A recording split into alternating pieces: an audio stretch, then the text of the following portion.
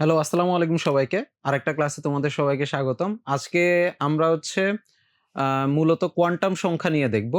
তো এর আগে আমরা একটু কয়েকটা মনে করো যে এর ইতিহাসটা একটু দেখে নিব আরকি। আ একটু ইতিহাসগুলো শুনলে মনে করো যে বুঝতে সুবিধা হবে যে আমরা কি জন্য এইখানে এসে দাঁড়াইলাম। ঠিক আছে? মানে ব্যাপারটা হচ্ছে যে ১ম এ আ ইলেকট্রনের গতিপথ, অরবিট, ঠিক আছে? ইলেকট্রনের পর্যায়কাল এইগুলা ব্যাখ্যা করার জন্য বিজ্ঞানীরা হচ্ছে ক্লাসিক্যাল ওয়েতে অনেক চেষ্টা করছে। কিন্তু পরবর্তীতে দেখা যায় যে না, ওই ক্লাসিক্যাল ওয়েতে যখন আমরা ব্যাখ্যা করার চেষ্টা করতেছি, তখন হচ্ছে অনেক কিছু আ পূর্ণাঙ্গ ব্যাখ্যা দেওয়াটা সম্ভব হচ্ছে না। ঠিক আছে? দেখবা যে কয়েকটা জায়গায় আমরা বিজ্ঞানীরা গিয়ে আটকায় যাচ্ছিল। তো এই জন্য একেবারে পুরো একটা নতুন একটা মেকানিক্স তৈরি করা হয়। সেটা হচ্ছে কোয়ান্টাম মেকানিক্স। এখন কোয়ান্টাম মেকানিক্স এর একটু ব্যাকগ্রাউন্ডটা দেখব। তারপরে কোয়ান্টাম মেকানিক্স এ কে এই আইডিয়াটা দিছে সেটা দেখব। এরপরে হচ্ছে আমরা কোয়ান্টাম নাম্বারটা একটু দেখব। ঠিক আছে? কোয়ান্টাম নাম্বারটার ইম্পোর্টেন্স কি? কোয়ান্টাম নাম্বার আ দিয়ে মনে করো যে আমরা কি বুঝতে পারি? এটার ব্যাখ্যাটা এটা কোথা থেকে আসছে? এগুলা নিয়ে একটু দেখব। ঠিক আছে? তো আমরা দেরি না করে ক্লাসটা শুরু করে দেই। আ আজকের ক্লাসে আমরা মূলত দেখো হাইজেনবার্গ এবং কোয়ান্টাম মেকানিক্স এটা নিয়ে একটু দেখব। মূলত হচ্ছে হাইজেনবার্গের নাম তোমরা শুনছো। হাইজেনবার্গের নিয়ে পুরো একটা ক্লাসই ছিল হাইজেনবার্গের অনিশ্চয়তা নীতি নিয়ে।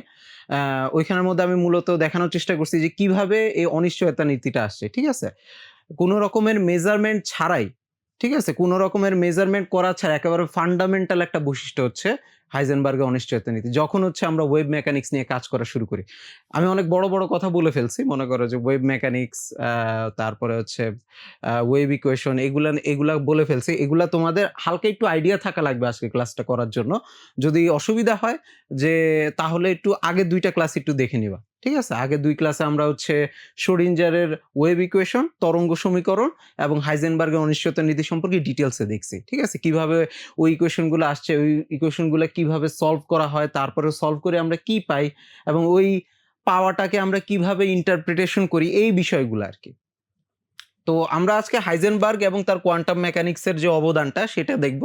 অনিশ্চয়তা নীতি আ শুধুমাত্র যে এই অনিশ্চয়তা নীতির কারণে যে একটা বড় রকমের সমস্যার সমাধান হইছে সেটাও আজকে আমরা একটু দেখব এবং এরপরে আমরা ওই শ্রোডিঞ্জারের জন্য শ্রোডিঞ্জারের যে সমীকরণটা আছে ওইটা হাইড্রোজেনের জন্য সমাধান করলে কি আসে সেইটা একটু দেখার চেষ্টা করব। আচ্ছা। তাহলে ১ম এ হচ্ছে হাইজেনবার্গ এবং কোয়ান্টাম মেকানিক্স। তো ১ম এ আমরা যখন হচ্ছে আমাদের জার্নিটা শুরু করছিলাম, সবার ১ম এ আমরা রাদারফোর্ড মডেল দিয়ে শুরু করছিলাম। ঠিক আছে? রাদারফোর্ড মডেলের আগেও মডেল ছিল। তবে রাদারফোর্ড মডেলটা হচ্ছে ১ম রিয়ালিটির উপর ভিত্তি করে এক্সপেরিমেন্টাল বেসিস অনুসারে একটা মডেল ছিল। তো ওই মডেলে মধ্যে রাদারফোর্ড মডেলের মেইন কন্ট্রিবিউশনটা কি ছিল? রাদারফোর্ড মডেলের মেইন কন্ট্রিবিউশনটা ছিল হচ্ছে এই যে এইটা নিউক্লিয়াস। ঠিক আছে? নিউক্লিয়াসটা হচ্ছে সবচেয়ে বড় কন্ট্রিবিউশন ছিল।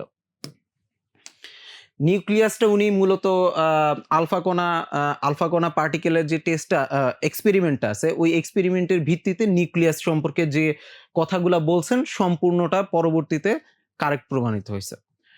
তো নিউক্লিয়াস নিয়ে উনার মডেলে কোনো সমস্যা নাই। সমস্যা যেটা সেটা হচ্ছে ইলেকট্রন নিয়ে। তো ১ম এ উনি বলছে হচ্ছে সৌরজগতের কথা। কিন্তু সৌরজগতের কথা বলার পরে সমস্যা হয়ে গেছে কি ম্যাক্সওয়েলের তত্ত্ব তার এই মডেলকে সাপোর্ট করে না।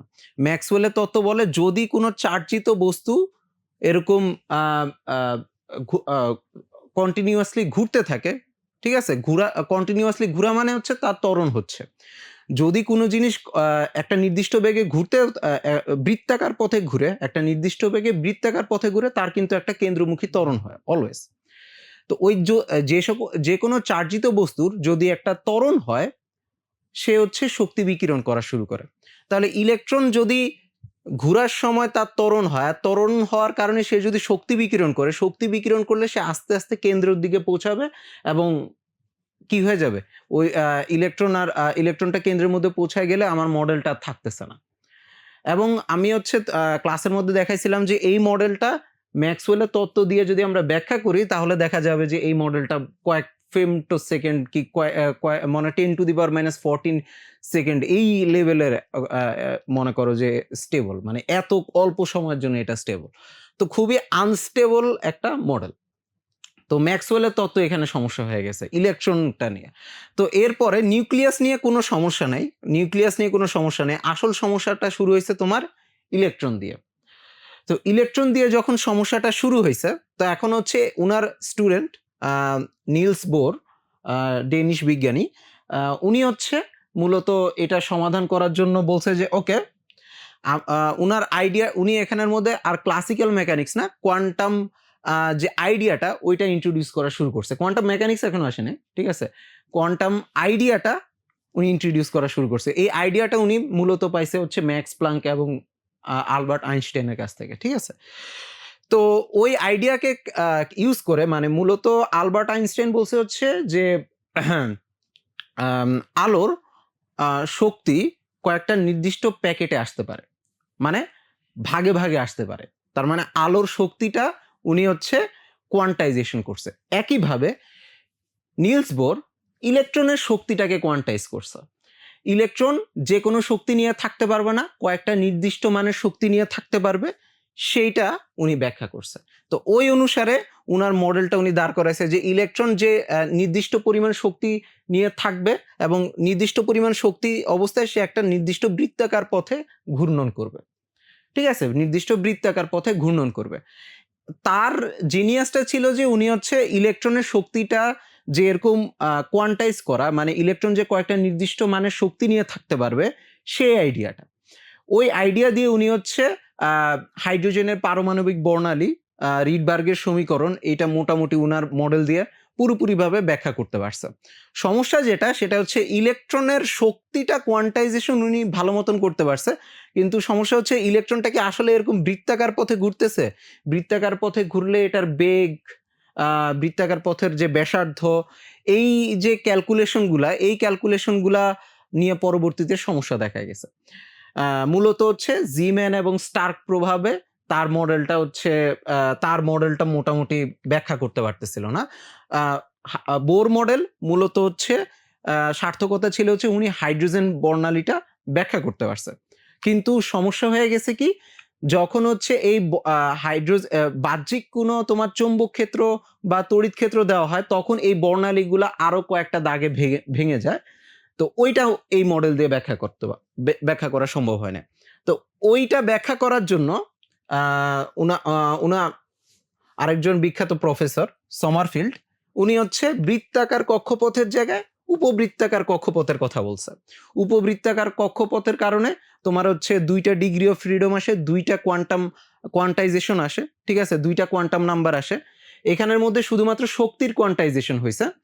এইখানের মধ্যে সমারফিল্ড অনুসারে শক্তির কোয়ান্টাইজেশন হয়েছে, তারপরে হচ্ছে তোমার যে তোমার কৌণিক ভরবেগ ওইটার কোয়ান্টাইজেশন হয়েছে, ওই রিলেটেড তোমার 2টা কোয়ান্টাম নাম্বার উনি দাঁড় করাইছে। তো আমরা আস্তে আস্তে দেখতে পারতেছি যে হ্যাঁ, মানে এইটা প্রথমে হচ্ছে বোর মডেল হাইড্রোজেন পরমাণু বর্ণালী ব্যাখ্যা করছে, কিন্তু স্টার্ক এবং জিমেন প্রভাবটা ব্যাখ্যা করতে পারে নাই। কিন্তু সমারফিল্ড মডেল স্টার্ক এবং জিমেন প্রভাবটা আংশিক ব্যাখ্যা করতে পারছে, সম্পূর্ণ ব্যাখ্যা করতে পারে না, ঠিক আছে। জিমেন এবং স্টার্ক প্রভাব শুধুমাত্র হাইড্রোজেনের জন্য ব্যাখ্যা করতে পারছিল সমারফিল্ড মডেল, কিন্তু অন্যান্য যে বড় বড় তোমার একের অধিক ইলেকট্রন বিশিষ্ট পরমাণু বা অন্যান্য পরমাণুর ক্ষেত্রে এটা হচ্ছে ঠিক মতন ব্যাখ্যা করা সম্ভব হয় না। তার মানে এগুলো কমপ্লিট সলিউশন ছিল না, ঠিক আছে। তো সমস্যা এই জায়গায় হয়ে গেছে যে হ্যাঁ, আমরা অনেক মডেল দাঁড়া করাচ্ছি, কিন্তু এখানের মধ্যে সমস্যা হচ্ছে যে আমরা আটকায় যাচ্ছি যে এই যে যে বর্ণালী দিয়ে হচ্ছে অ্যাকচুয়ালি আমরা কোয়ান্টাইজেশনের আইডিয়াটা আনছি, ওই বর্ণালীগুলোই আমরা কমপ্লিটলি ব্যাখ্যা করতে পারতেছি না। নর্মাল বর্ণালী হলে কোনো অসুবিধা নাই, কিন্তু ওই বর্ণালীগুলা চৌম্বক ক্ষেত্র বা তড়িৎ ক্ষেত্রে যে চেঞ্জগুলা হচ্ছে, ওই চেঞ্জগুলো আমরা ব্যাখ্যা করতে পারতেছিলাম না, ঠিক আছে। তো এইটা হচ্ছে এই মডেলের সমস্যা। তো এখন এখানে আমি বোর মডেলের সীমাবদ্ধতাগুলা লিখছি। তো এই সীমাবদ্ধতাগুলা বোর মডেল 1913 সালে আসছে, আমি যদি কারেক্ট হই, ওই 13 সালের পর থেকে সমারফিল্ড মডেল 1916-র দিকে আসছে। এখানের মধ্যে ম্যাক্সিমাম যে অসুবিধা বা তোমার হচ্ছে সীমাবদ্ধতাগুলো ছিল, ম্যাক্সিমামই রয়ে গেছিল। আমরা যদি 1 by 1 যাই, ম্যাক্সওয়েলের তত্ত্বের সাথে অসামঞ্জস্য, ঠিক আছে। বোর মডেল ম্যাক্সওয়েলের তত্ত্ব কমপ্লিট ব্যাখ্যা করতে পারে নাই। মানে হচ্ছে বোর যেটা করছে যে উনি যে মডেলটা দাঁড়া করেছে ওইটার মধ্যে ইলেকট্রন কয়েকটা নির্দিষ্ট পরিমাণ শক্তি নিয়ে থাকতে পারবে, শক্তির কোয়ান্টাইজেশন হইল। এটা দিয়ে হচ্ছে উনি বর্ণালী ব্যাখ্যা করছে এবং উনি বলে দিছে যে আমার এই শক্তি স্তরগুলোতে যখন ইলেকট্রন ঘুরবে তখন সে কোনো শক্তির বিকিরণ বা শোষণ করবে না। তার মানে ম্যাক্সওয়েলের তত্ত্ব উনি ইগনোর করছে, বলছে যে আমার এখানে এটা কাজ করবে না। এখন এমনে বললে তো হবে না, এটা উনিও জানতো যে এটার একটা ব্যাখ্যা অবশ্যই দরকার, যে হ্যাঁ কেন এখানে কাজ করবে না ম্যাক্সওয়েলের তত্ত্ব, সব জায়গায় কাজ করতেছে এই জায়গায় কেন কাজ করবে না। ঠিক আছে, তো এইটা হচ্ছে মানে এটা ইগনোর করা হয়েছে উনার মডেলে, কিন্তু ব্যাখ্যাটা দেওয়া হয় না যে কি জন্য ইগনোর করা হয়েছে। ইগনোর করলে কাজ হয় কিন্তু ব্যাখ্যাটা হচ্ছে না। আশা করি বুঝতে পারছো সমস্যাটা কোথায়। তারপরে বোর পরমাণু মডেলে শুধুমাত্র হাইড্রোজেনে অথবা এক ইলেকট্রন বিশিষ্ট সিস্টেমের জন্য প্রযোজ্য। এটা শুধু বোর মডেল না, এটা সমারফিল্ড মডেলের জন্য প্রযোজ্য। ঠিক আছে, এই দুইটা মডেল শুধুমাত্র একটা ইলেকট্রন হইলে মোটামুটি ব্যাখ্যা করতে পারে, একের বেশি ইলেকট্রন হয়ে গেলেই সমস্যা হয়ে যায়। ঠিক আছে, তারপরে হচ্ছে 3 নাম্বার, স্থির কক্ষপথে কৌণিক ভরবেগ mvr equal to nh by twice pi, এইটার ব্যাখ্যা দিতে পারে নাই। মানে হচ্ছে বোর এই ইকুয়েশনটা আনছে তার মডেলটাকে স্যাটিসফাই করার জন্য, কিন্তু এটা কিভাবে ম্যাথমেটিক্যালি আসছে এটার কমপ্লিট ব্যাখ্যাটা উনি ওনার পেপারে দেন নাই। মানে এই ইকুয়েশনটা কিভাবে আসছে উনি দেন নাই। তো এটা কাজ করে এই জন্য আছে, এই জন্য এটা ভ্যালিড, কিন্তু এক্স্যাক্টলি আসলো কিভাবে ওইটার ব্যাখ্যাটা নাই। তারপরে জিম্যান এবং স্টার্ক প্রভাব বোর মডেল কমপ্লিটলি ব্যাখ্যা করতে পারে না, সমারফিল্ড মডেল হাইড্রোজেনের জন্য বা আংশিক ব্যাখ্যা করতে পারে, সব ক্ষেত্রে আবার ব্যাখ্যা করতে পারে না। ঠিক আছে, যেমন সোডিয়ামের জন্য এটা সমারফিল্ড মডেলটা ব্যাখ্যা করতে পারে না যে কি জন্য সোডিয়ামের জন্য জিম্যান এবং স্টার্ক প্রভাবে এই কয়টা লাইন হলো, এটা হচ্ছে সমারফিল্ড মডেল ঠিক মতন ব্যাখ্যা করতে পারে না। তারপরে হচ্ছে এই পর্যন্ত যতগুলা মডেল আসছে সবগুলো হচ্ছে দ্বিমাত্রিক মডেল, কিন্তু আমরা বাস্তবের সাথে যদি দেখি, বাস্তবে যত পুরা আমাদের দুনিয়াটা তো হচ্ছে ত্রিমাত্রিক, তাই না? তার মানে একটা 3 ডাইমেনশনাল মডেলের দরকার হবে। এটা এটা হচ্ছে তোমার মানে এভাবে বলা উচিত না যে উনারা হচ্ছে জেনে বুঝে 2D মডেল বাইর করছে। উনারা সিম্পলিসিটির জন্য 2D মডেল বাইর করছে। যদি এটা কাজ করে পরে ওইটাকে 3D তে কনভার্ট করা হবে ভবিষ্যতে, এই চিন্তায় আরকি। ঠিক আছে? মনে করো এই 2D 3D র চিন্তাটা পরে। আগে হচ্ছে এগুলা একটু মিলায় নিই আমি। এগুলা বড় সমস্যা আরকি। তো এখানের মধ্যে আ এরপরে তার মানে হচ্ছে প্রায় হচ্ছে ১৯১৬ সালের পরে বিজ্ঞানীরা হচ্ছে এই জায়গাটার মধ্যে স্টাক হয়েছিল প্রায় তোমার ৬ থেকে ৭ বছর। এরপরে ১৯২৪ এর দিকে বা ১৯২৪-২৫ এর দিকে ডি ব্রগলি, ঠিক আছে? ফ্রেঞ্চ বিজ্ঞানী ডি ব্রগলি, তার হচ্ছে ওয়েভ পার্টিকেল যে তোমার ডুয়ালিটি, ঠিক আছে? ইলেকট্রনের যে ওয়েভ পার্টিকেল ডুয়ালিটি, ওই তত্ত্বটা উনি দিছে। উনি যেটা বেসিক্যালি করছে সেটা হচ্ছে যে আইনস্টাইন বলছে যে ফোটন বা ফোটন না, আলো কখনো কণা হিসেবেও ধর্ম প্রদর্শন করতে পারবে, কখনো আবার তরঙ্গ হিসেবে ধর্ম প্রদর্শন করতে পারবে। তার মানে আলো যেটা এতদিন ধরে তরঙ্গ ছিল ওইটা কণা হিসেবে ধর্ম প্রদর্শন করতে পারবে। মানে আলো যেটা তরঙ্গ ওইটা কণা ধর্ম আছে। ওকে, তো উনি এটার উল্টা চিন্তা করলো, আচ্ছা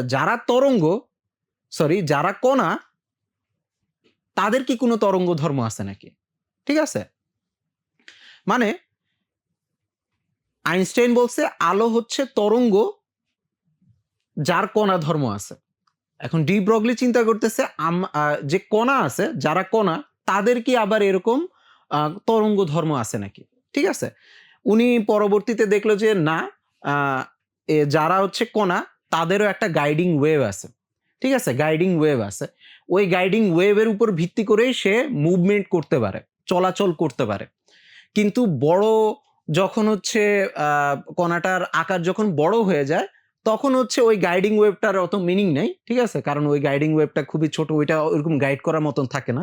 কিন্তু ইলেকট্রন যেহেতু খুবই ছোট একটা কণা, ওইটার জন্য গাইডিং ওয়েভের একটা প্রভাব আছে। মানে তোমার আমারও গাইডিং ওয়েভ আছে, তোমার আমার সাথে ওয়েভ আছে, কিন্তু ওই ওয়েভের কোনো তোমার হচ্ছে সিগনিফিকেন্স নাই। কিন্তু ইলেকট্রন যেহেতু খুবই ছোট, সে একটা তরঙ্গের উপর ভর করে চলাচল করতে পারে। ওকে, তার মানে ইলেকট্রন একটা কণা, ঠিক আছে, কিন্তু ইলেকট্রনের ধর্মকে তরঙ্গ আকারে ব্যাখ্যা করার চেষ্টা করা হয়েছে ডি ব্রগলির মাধ্যমে। তো ডি ব্রগলি ওইটা দিয়ে মূলত হচ্ছে এইটা এই যে mvr ইকুয়াল টু nh/2 এটা ব্যাখ্যা করে ফেলছে। ঠিক আছে, এই বোর মডেলের এই যে mvr ইকুয়াল টু nh/2 এটা হচ্ছে 10 বছর পরে ডি ব্রগলি এসে ব্যাখ্যা করছে। ঠিক আছে, এটা কি জন্য এরকম হইলো, এবং এটা উনি ব্যাখ্যা করতে পারছেই মূলত হচ্ছে ওই তোমার হচ্ছে ইলেকট্রনের সাথে যে গাইডিং ওয়েভ আছে ওইটার মাধ্যমে, ইলেকট্রন ওয়েভ। ঠিক আছে, ওইটার মাধ্যমে উনি হচ্ছে এই mvr ইকুয়াল টু nh/2 এটা ব্যাখ্যা করতে পারছেন। তার মানে হচ্ছে আমরা এখন ইলেকট্রনের চলাচলকে তরঙ্গ আকারে ব্যাখ্যা করতে পারি। ঠিক আছে, এটার জন্য কি দরকার? একটা সমীকরণ দরকার। তরঙ্গ আকারে ব্যাখ্যা করতে হলে তরঙ্গ সমীকরণ দরকার। আর এই তরঙ্গ ইলেকট্রনের এই তরঙ্গ সমীকরণটাকে দাঁড় করাইছে, ইলেকট্রনের তরঙ্গ সমীকরণ দাঁড় করাইছে হচ্ছে Schrodinger.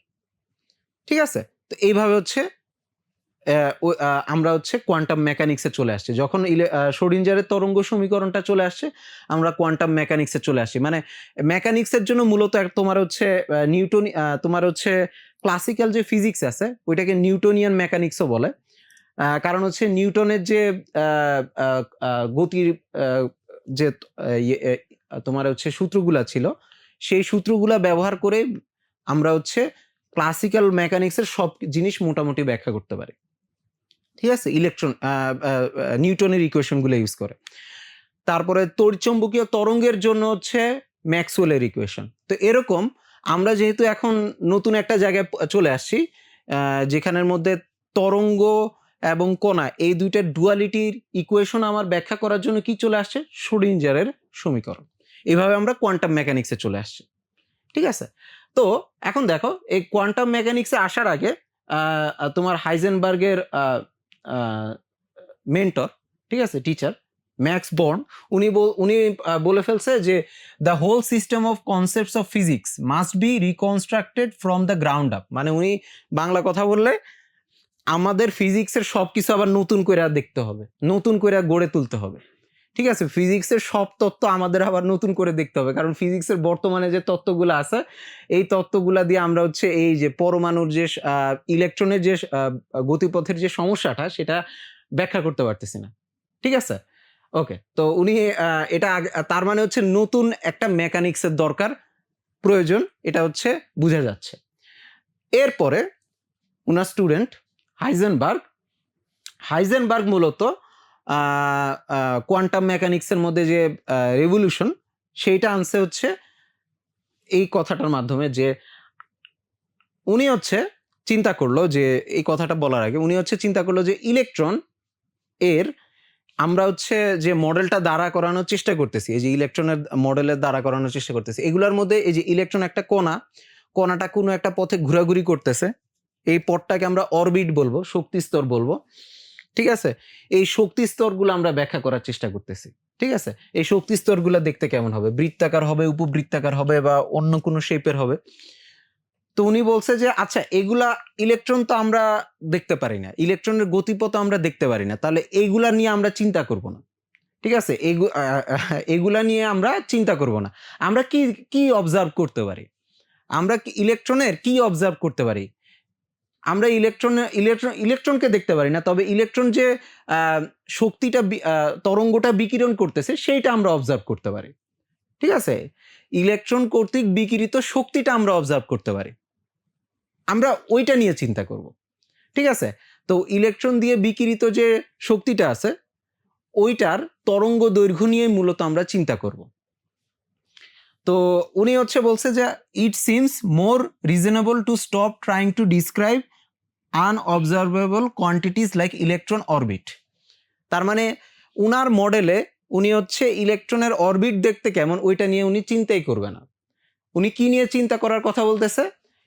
Only describe observable quantities, মানে যেটা আমরা দেখতে পারি।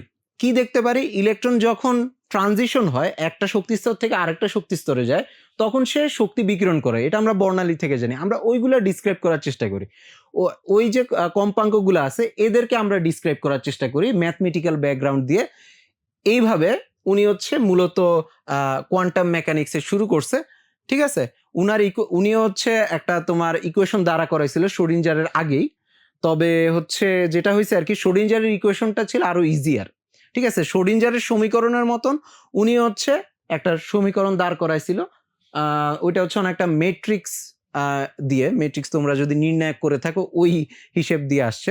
তবে ওইটা আরো হার্ড ছিল, ওইটা আরো কঠিন ছিল। এর থেকে দেখা যায় যে শ্রোডিঞ্জারের যে সমীকরণটা আছে সেটা হচ্ছে আরো ইজিলি, মানে ইজিলি বলতে রিলেটিভলি ইজিলি আমরা ব্যাখ্যা করতে পারি। শ্রোডিঞ্জারের সমীকরণ যে সোজা এমন না, কিন্তু উনি যেটা বের করছে ওইটার থেকে সোজা। ঠিক আছে, তো শ্রোডিঞ্জারও তরঙ্গতে পৌঁছাইছে, হাইজেনবার্গও শ্রোডিঞ্জারের আগেই তরঙ্গতে পৌঁছাইছে, এই চিন্তা করে যে আমরা যেহেতু ইলেকট্রন দ্বারা বিকিরিত তরঙ্গের তরঙ্গটা অবজার্ভ করতে পারি, আমরা ওইটা নিয়েই চিন্তা করব। ঠিক আছে, আমরা হচ্ছে ফার্দার মনে করো যে ইলেকট্রন যে কি ধরনের গতিপথে চলাফেরা করতেছে, কিভাবে অবস্থা কিভাবে আছে, ওইটা নিয়ে চিন্তা করব না। ঠিক আছে, আমরা যে মডেলটা দাঁড়া করাবো ওইটা কমপ্লিটলি হচ্ছে যা আমরা দেখতে পাই ওইটার উপর ভিত্তি করে। ঠিক আছে, যেটা আমরা অবজার্ভ করতে পারি না বা মেজার করতে পারি না সেগুলো নিয়ে আমরা টেনশন করব না। ঠিক আছে, এইটা দিয়ে হচ্ছে মূলত কোয়ান্টাম মেকানিক্সের সব তোমার সূচনা হয় আর কি। ঠিক আছে, এইটা দিয়ে মূলত কোয়ান্টাম মেকানিক্সের সূচনা হয় এই আইডিয়াটা দিয়ে। এবং উনি মূলত 1932 সালে যে নোবেলটা পাইছিল, ওই নোবেলের মধ্যে হচ্ছে মানে উনি হচ্ছে কোয়ান্টাম মেকানিক্সের উদ্ভাবক হিসেবে এটা পাইছিল আর কি। ঠিক আছে, তো উনি মূলত হচ্ছে কোয়ান্টাম মেকানিক্সের আইডিয়াটা দাঁড় করাইছে। এই জন্যই দেখবা যে এর পরের থেকে আমরা এখন থেকে আর ইলেকট্রনের কি বলে, ইলেকট্রনের তোমার হচ্ছে অরবিট বা শক্তিস্তর নিয়ে চিন্তাই করব না। ঠিক আছে, এগুলো হচ্ছে আগের চিন্তা ভাবনা, ইলেকট্রনের শক্তিস্তর নিয়ে এখন আমরা চিন্তাই করব না। তো এখন আমরা ইলেকট্রনের কি ব্যাখ্যা করব? ইলেকট্রনের আমরা এখন দেখবা যে ইলেকট্রনের হচ্ছে আমরা অবস্থান ব্যাখ্যা করার জন্য আরেকটা জিনিস নিয়ে আসবো, সেটা হচ্ছে অরবিটাল। তো আমরা এখন কি ব্যাখ্যা করার চেষ্টা করব, সেটা হচ্ছে ইলেকট্রনের অরবিটাল। এখন আমি একটু আগে থেকে বলে ফেললাম অরবিটাল। তবে অরবিটাল হচ্ছে শক্তি স্তরের মতো না। শক্তি স্তর কি ব্যাখ্যা করে, শক্তি স্তর ইলেকট্রন কোন পথে চলাফেরা করতেছে ওইটা ব্যাখ্যা করে, কিন্তু অরবিটাল ব্যাখ্যা করে যে এইখানের মধ্যে ইলেকট্রনটা কোথায় আছে, থাকতে পারে, এই সম্ভাবনাটা ব্যাখ্যা করে।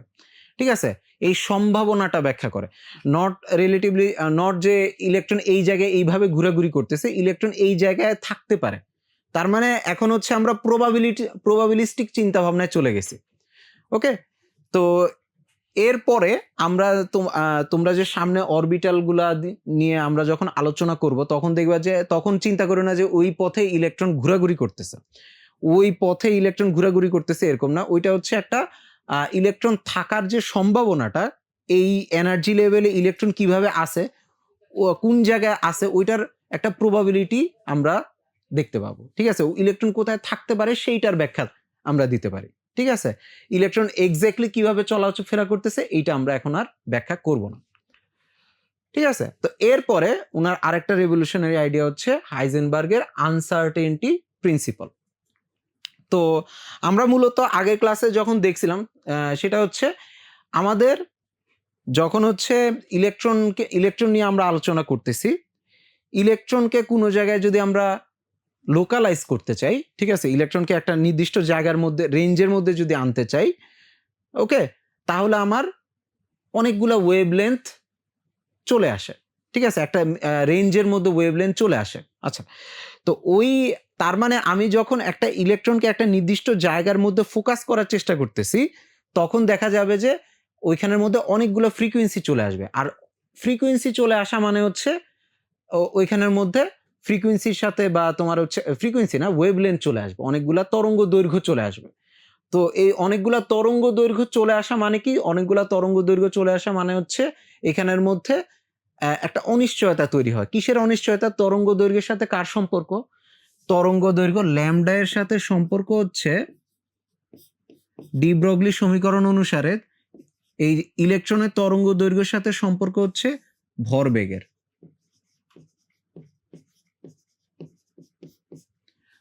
ঠিক আছে, তো যখন আমরা অনেকগুলা তরঙ্গ দৈর্ঘ্য নিয়ে আসতেছি ইলেকট্রনকে একটা নির্দিষ্ট জায়গায় আনার জন্য, আমরা ভরবেগটা সম্পর্কে অনিশ্চিত হয়ে পড়তেছি। এইটা হচ্ছে মূলত ব্যাখ্যা করে। তো এইটা হচ্ছে আমরা কিভাবে দেখাইতে পারি, এইটা হচ্ছে আমরা ওকে, তো এইখানের মধ্যে দেখো, এইটা হচ্ছে আমার তরঙ্গ। এটা হচ্ছে আমার ইলেকট্রনের সাথে যে তরঙ্গটা আছে ওই তরঙ্গটা। এটার মানেটা কি? এই তরঙ্গটা মানে ইলেকট্রনের সাথে যে এই ওয়েভটা আছে, ইলেকট্রনের যে তরঙ্গ সমীকরণ থেকে যে আমরা তরঙ্গটা পাইলাম, এটার মানে কি? মানে ইলেকট্রন কি একটা তরঙ্গ? না, ইলেকট্রন একটা তরঙ্গ না। এই যে ইলেকট্রনের সাথে যে তরঙ্গটা আছে, এই তরঙ্গটা আমরা অ্যাকচুয়ালি মেজারও করতে পারি না। তাহলে এটার সিগনিফিকেন্সটা কি? এটার সিগনিফিকেন্স হচ্ছে এটা একটা জিনিস ব্যাখ্যা করে। এটা যেহেতু এইখানের মধ্যে দেখো কোথাও, কোথাও তরঙ্গের তোমার হচ্ছে এই যে বিস্তারটা বেশি। এই যে এই জায়গায় তরঙ্গের মানে বিস্তারটা বেশি। আর এই যে মাথার দিকে তরঙ্গের বিস্তারটা ছোট। এটার মানে কি? ইলেকট্রন, আমরা যেটা ব্যাখ্যা করি আরকি, ইলেকট্রন হচ্ছে এই জায়গায় তার থাকার সম্ভাবনাটা বেশি। এই জায়গায় তার থাকার সম্ভাবনাটা বেশি। যেখানে ইলেকট্রনের তরঙ্গের বিস্তারটা বেশি, সেখানে ইলেকট্রনটা থাকার সম্ভাবনাটাও বেশি। তার মানে আমরা এখন ইলেকট্রন এক্স্যাক্টলি কোথায় আছে ওইটা জানি না, তবে ইলেকট্রন কোথায় থাকতে পারে সেটা আমরা বলতেছি। তার মানে দেখো এই যে লাইনটা এখান থেকে এখানে কোনো তরঙ্গ নাই, তার মানে এখান থেকে এখানে কোথাও ইলেকট্রনও নাই। কোথাও কি নেই? ইলেকট্রনও নাই। তো ইলেকট্রন কোথায় আছে? যেখানে এই তরঙ্গটা আছে, এই তরঙ্গ এইটুকুর মধ্যে আছে, তার মানে ইলেকট্রন মোস্ট প্রবাবলি এইটুকুর মধ্যেই আছে। কোথায় ইলেকট্রনটা থাকার সম্ভাবনাটা বেশি কম সেটা আমরা বুঝবো হচ্ছে তরঙ্গের বিস্তারটা দিয়ে। দেখো যেই জায়গায় তরঙ্গের বিস্তারটা বেশি সেই জায়গায় ইলেকট্রন থাকার সম্ভাবনাটাও বেশি। এখন আমরা এইভাবে ইন্টারপ্রেট করা শুরু করছি সম্ভাবনা, এইটা দিয়ে। আমরা ইলেকট্রনকে আগে এরকম বিন্দু করে এঁকে দেখাইতাম যে এটা এরকম ঘুরতেছে, এখন আমরা জানি না যে ইলেকট্রন কই। আমরা ইলেকট্রনের সাথে একটা ইলেকট্রনকে আর এরকম কণা আকারে চিন্তা না করে ইলেকট্রনের সাথে যে তরঙ্গ আছে ওই তরঙ্গকে আমরা ব্যাখ্যা করি। আর এই তরঙ্গর অ্যামপ্লিটিউড বা বিস্তারটা যেই জায়গায় বেশি সেই জায়গায় ইলেকট্রনটা থাকার সম্ভাবনা বেশি, আর যেই জায়গায় কম সেই জায়গায় ইলেকট্রনটা থাকার সম্ভাবনা কম। তার মানে এইভাবে করে যদি আমরা ইলেকট্রনটাকে দেখো, ইলেকট্রনটা এখন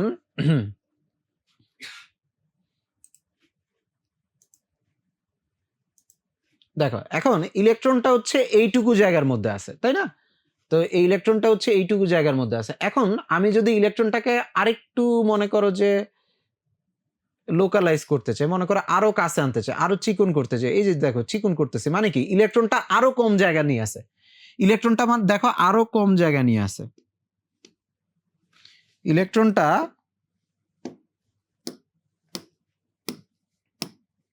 এই দেখো আগে যতটুকু জায়গা ছিল এখন আরো কম জায়গা নিয়ে আছে। মানে এখন আমরা ইলেকট্রনটা কোথায় আছে এটা সম্পর্কে আরো ভালো ধারণা পাইতেছি, তাই না?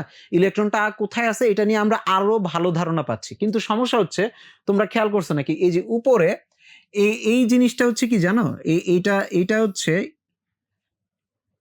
এইখানের মধ্যে যতগুলা তরঙ্গ দৈর্ঘ্য আছে এখানে কিন্তু শুধুমাত্র একটা তরঙ্গ দৈর্ঘ্য নেই। এই যে তরঙ্গটা আছে এই তরঙ্গে শুধুমাত্র একটা তরঙ্গ নাই, অনেকগুলা তরঙ্গ দৈর্ঘ্য আছে। ঠিক আছে, অনেকগুলা তরঙ্গ দৈর্ঘ্য আছে।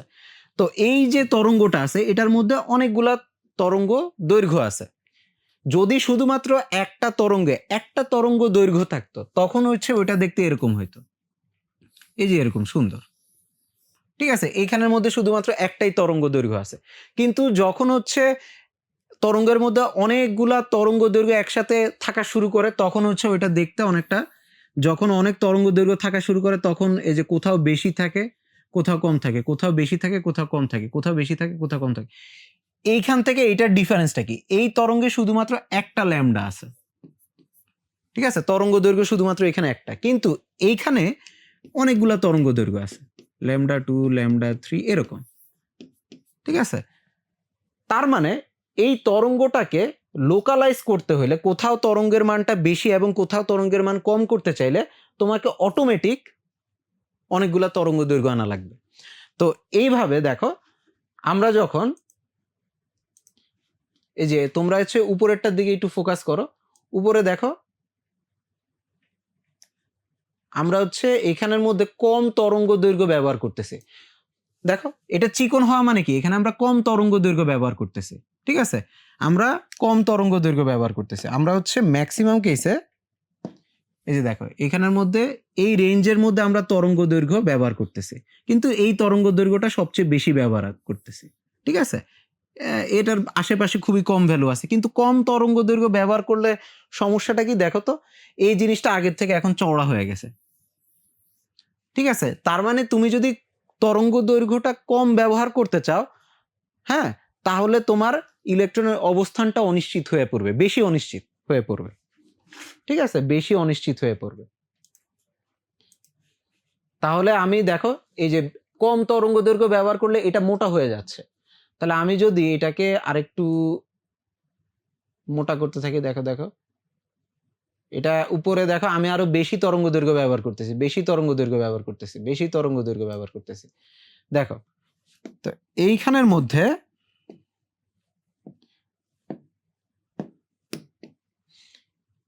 আমি মোটামুটি অনেকগুলা তরঙ্গ দৈর্ঘ্য ব্যবহার করতেছি।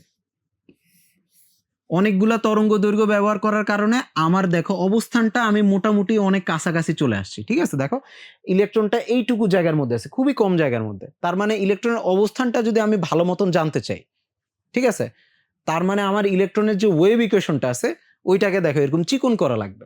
এরকম চিকন করতে গেলে আমাকে কি করতে হবে, এই ওয়েভ ইকুয়েশনের মধ্যে অনেকগুলা অটোমেটিক তরঙ্গ দৈর্ঘ্য চলে আসবে। তো অনেকগুলা এই যে তরঙ্গ দৈর্ঘ্য চলে আসলো। আর তরঙ্গ দৈর্ঘ্য এই রেঞ্জের মধ্যে যে কোনো ভ্যালু হইতে পারে, তবে এই ভ্যালুটা থাকার সম্ভাবনা সবচেয়ে বেশি। তো তরঙ্গ দৈর্ঘ্য যদি এরকম হয় যে একটা রেঞ্জের মধ্যে যে কোনো ভ্যালু হইতে পারে, তার মানে আমরা কি জানি ডি ব্রগলি সমীকরণ থেকে এটা, তার মানে তরঙ্গ দৈর্ঘ্য যদি অনিশ্চিত হয়ে পড়ে একটা রেঞ্জের মধ্যে, এই রেঞ্জটা বেড়ে গেল, এটা হচ্ছে তরঙ্গ দৈর্ঘ্যের অনিশ্চয়তা। ঠিক আছে, এটা হচ্ছে তরঙ্গ দৈর্ঘ্যের অনিশ্চয়তা।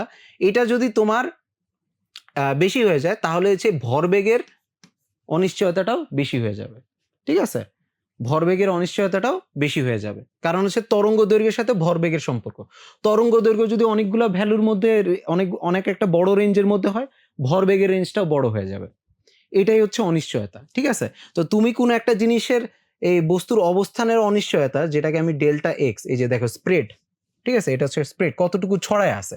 আমি যদি বস্তুটাকে ইলেকট্রনটাকে একটা নির্দিষ্ট জায়গার মধ্যে আমি আনতে চাই, তাহলে ইলেকট্রনের যে তরঙ্গটা আছে ওইটা স্প্রেডটা কমাইতে হবে। ওইটা স্প্রেড কমাইতে গেলে অনেকগুলা এই যে তরঙ্গ দৈর্ঘ্য চলে আসবে, তরঙ্গ দৈর্ঘ্যের স্প্রেডটা বেড়ে যাবে। আর তরঙ্গ দৈর্ঘ্যের স্প্রেড বাড়া মানে কি, ভরবেগের স্প্রেড বৃদ্ধি পেয়ে যাওয়া। স্প্রেড মানে কি, অনিশ্চয়তা। ঠিক আছে, এই যে এইটা যত মোটা অনিশ্চয়তা তত বেশি। তো এই যে অবস্থানের অনিশ্চয়তা আর হচ্ছে তরঙ্গ দৈর্ঘ্যের অনিশ্চয়তা, বা আমরা এখানে একসাথে লিখতে পারি যে ভরবেগের অনিশ্চয়তা, এই দুইটা অনিশ্চয়তা মিনিমাম ভ্যালু হচ্ছে h/4π, মিনিমাম ভ্যালু। এর থেকে বেশি হইতে পারে, এটা হচ্ছে best case scenario. Best case সিনারিওতে এটা হয়। ঠিক আছে, তো এইটা মেজারমেন্টের সাথে কোনো সম্পর্ক নাই। ঠিক আছে, তুমি হচ্ছে মনে করো ইলেকট্রনকে তুমি এমন ভাবে করতে পারো যে মেজারমেন্টের কারণে ইলেকট্রনের কোনো কিছু চেঞ্জ হবে না, তারপরও ইলেকট্রনের যে ওয়েভ ফাংশন ওইটা যদি কোনো কারণে, হ্যাঁ, এভাবে কোলাপস করে, ঠিক আছে, এভাবে একটা ছোট জায়গার মধ্যে চলে আসে, তখনই দেখবে যে এর ভরবেগটা অনিশ্চিত হয়ে পড়বে অটোমেটিক। ঠিক আছে, এটা একেবারে ন্যাচারাল নিয়ম। ওকে, তো ওইটাই হচ্ছে শোডিঞ্জার বলার চেষ্টা করছে আর কি। ওকে, তো শোডিঞ্জার হচ্ছে এটাই বলার চেষ্টা করছে আর কি। ওকে, তার মানে এইটা মেজারমেন্ট নিয়ে না, অনেক সময় তোমাদের বইয়ের মধ্যে এটা এইভাবে ব্যাখ্যা করা হয় যে আমরা হচ্ছে কোনো ইলেকট্রন যখন এই যে এই আমার ইলেকট্রন, ঠিক আছে, এইটাকে আমি পরিমাপ করার জন্য একটা ফোটন দিলাম, ফোটন দেওয়ার কারণে কি হবে, এটা আগে যেই জায়গায় ছিল ওই জায়গায় আর এখন থাকবে না, এটা একটু জায়গার পরিবর্তন করে ফেলবে। ঠিক আছে, এটা আগে যেই জায়গায় ছিল এখন আর ওই জায়গায় থাকবে না, এটার অবস্থার পরিবর্তন হয়ে যাবে। ঠিক আছে, তো অবস্থার পরিবর্তন হয়ে গেলে দেখো এখন আমি হচ্ছে এটার অবস্থার বা এটার ভরবেগটা জানতে পারবো, কিন্তু অবস্থানটা জানতে পারবো না। এইভাবে অনেকটা ব্যাখ্যা করা হয় আর কি, যে কিন্তু আসলে এটা এরকম না। তুমি যদি ইলেকট্রনটা যে এইটুকু জায়গার মধ্যে আছে এটাই তো জানো না। ঠিক আছে, ইলেকট্রন যে তোমার এক্স্যাক্টলি কোথায় আছে সেটাই তুমি জানো না। পয়েন্টটা হচ্ছে এটা, ইলেকট্রনের যদি তুমি পজিশনটা খুব কারেক্টলি বের করতে চাও, ঠিক আছে, ইলেকট্রন তার মানে কি ইলেকট্রনের ওয়েভ ফাংশন এটাকে তোমার খুবই চিকন করতে হবে। চিকন করতে গেলে কি হবে, ইলেকট্রনের সাথে যে তরঙ্গটা আছে তরঙ্গের ওয়েভ ফাংশনটা আরো মোটা হয়ে যাবে। তো এই কারণে হচ্ছে এই দুইটা একেবারে ফান্ডামেন্টালি অনিশ্চিত। ঠিক আছে, ফান্ডামেন্টালি একে অপরের সাথে অনিশ্চিত। তো তুমি যদি অবস্থানটা ঠিক মতন বের করতে চাও, ভরবেগটা বের করতে পারবা না। ঠিক আছে, ওকে। তুমি যদি অবস্থানটা বের করতে চাও তাহলে তুমি ভরবেগটা নিশ্চিতভাবে বের করতে পারো না, তোমাকে একটা থেকে আরেকটা স্যাক্রিফাইস করতে হবে, এটা মেজারমেন্ট ছাড়াই। ঠিক আছে, এটা মেজারমেন্টের কোনো মনে করো যে অন্য কোনো কণার সাথে ইলেকট্রনের ইন্টারেকশন হইতেছে ওই টাইপের কোনো ব্যাপার না এটা। ঠিক আছে, ওকে।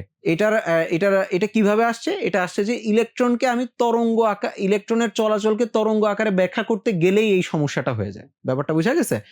ইলেকট্রন তো এখন আর কণা না, ঠিক আছে? কণা হইলে এটার একটা তোমার হচ্ছে কি থাকতো, এটার হচ্ছে অবস্থান থাকতো এক্স, এটার একটা ভরবেগ থাকতো পি, এটা আমরা ডিরেক্টলি বের করতে পারতাম। কিন্তু ইলেকট্রন তো এখন কণা হিসেবে আমরা চিন্তা করতেছি। ইলেকট্রনকে আমরা কি হিসেবে চিন্তা করতেছি? ইলেকট্রনকে আমরা চিন্তা করতেছি হচ্ছে একটা তরঙ্গ আকারে। ঠিক আছে, ইলেকট্রনকে আমরা তরঙ্গ আকারে চিন্তা করতেছি। তাহলে তরঙ্গের কি থাকবে? তরঙ্গের থাকবে ল্যামডা। তরঙ্গের থাকবে ল্যামডা। এখন অটোমেটিক্যালি তুমি যখন এই তরঙ্গটাকে লোকালাইজ করতে চাবা, ঠিক আছে, মানে হচ্ছে এটার অবস্থানটা কমাইতে চাবা, তখন এই ল্যামডাটা বড় হয়ে যাবে। ঠিক আছে, অবস্থান কমাইতে চাইলে ল্যামডাটা বড় হয়ে যাবে। ঠিক আছে, এটা একটা আরেকটার ব্যস্ত অনুপাতিক। এটাই হচ্ছে ব্যাপারটা। তো ইলেকট্রনের ধর্মটাকে আমরা তরঙ্গ দিয়ে ব্যাখ্যা করতে যাওয়ার কারণেই এই সমস্যাটা তৈরি হয়েছে।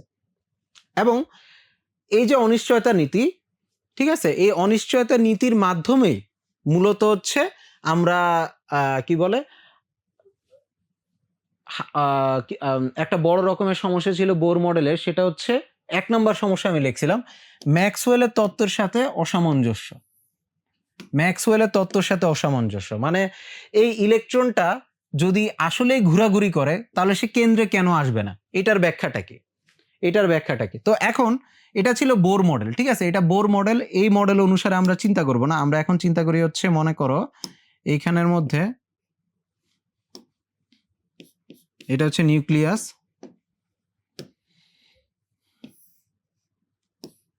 এটা হচ্ছে ইলেকট্রন। ঠিক আছে, এখন ইলেকট্রন কোনো কণা না, ইলেকট্রন হচ্ছে একটা তোমার ইলেকট্রন যেহেতু কণা হিসেবে কোনো একটা নির্দিষ্ট পজিশনে থাকবে না, ইলেকট্রনকে আমরা কিভাবে ব্যাখ্যা করব? ইলেকট্রন হচ্ছে দেখো এইটুকু জায়গার মধ্যে, ইলেকট্রন হচ্ছে এখন এইটুকু থেকে এইটুকু, এই যে দেখো নিউক্লিয়াস থেকে এই রেডিয়াস এই পর্যন্ত যে কোনো জায়গায় থাকতে পারে, এইটুকুর মধ্যে যে কোনো জায়গায় থাকতে পারে। ইলেকট্রন হচ্ছে এখন আমরা এভাবে কণা আকারে ব্যাখ্যা করতে পারবো না। ঠিক আছে, ইলেকট্রনটা হচ্ছে এখন নিউক্লিয়াস থেকে এই যে আমি মনে করো একটা অরবিট আঁকলাম, ঠিক আছে, এই যে একটা বৃত্ত মনে করো গোলক আঁকলাম, এই গোলকের মধ্যে যে কোনো জায়গায় থাকতে পারে।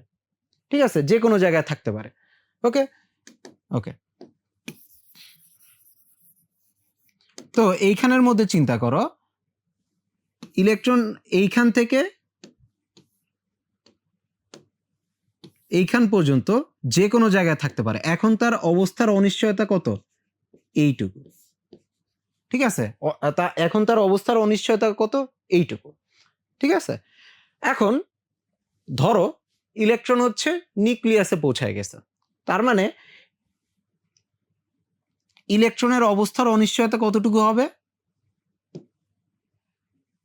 এই যে দেখো ইলেকট্রন যদি এখন এই নিউক্লিয়াসের বাইরে না থেকে একেবারে নিউক্লিয়াসে আসে, তার মানে সে এতটুকু জায়গার মধ্যে থাকতে পারবে। ঠিক আছে, তার ওয়েভ ফাংশনটা এতটুকু জায়গার মধ্যে থাকতে হবে। তাহলে দেখো এই ডেল এক্স এর পরিমাণটা খুবই ছোট হয়ে যাবে, তাই না? ডেল এক্স এর পরিমাণ ছোট হয়ে গেলে আমরা কি জানি, এই যে ডেল এক্স এর পরিমাণটা যদি ছোট হয়ে যায়, ইলেকট্রনটা যদি নিউক্লিয়াসে চলে যায়, তাহলে কি হবে? এই ডেল এক্স এর পরিমাণটা ছোট হয়ে যাবে, কারণ ইলেকট্রন খুবই কম জায়গার মধ্যে থাকবে।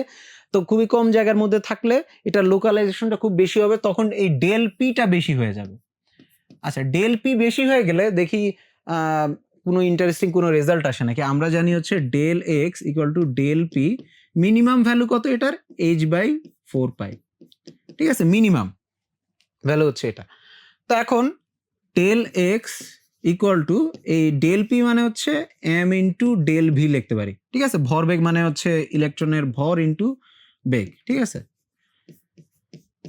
তো এইখানের মধ্যে ইলেকট্রন যদি নিউক্লিয়াসে পৌঁছায় যায়, তাহলে নিউক্লিয়াসের মধ্যে সে অবস্থান করবে।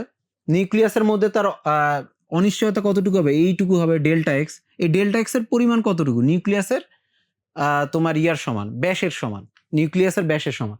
তো নিউক্লিয়াসের ব্যাস কত? এই ডেল্টা এক্স নিউক্লিয়াসের ব্যাস কত? 10⁻⁻15 মিটারের কাছাকাছি। নিউক্লিয়াসের ব্যাসার্ধ কত? ব্যাস কত? 10⁻⁻15 এর কাছাকাছি। তার মানে অবস্থার অনিশ্চয়তা কত হবে? 10⁻⁻15 মিটার।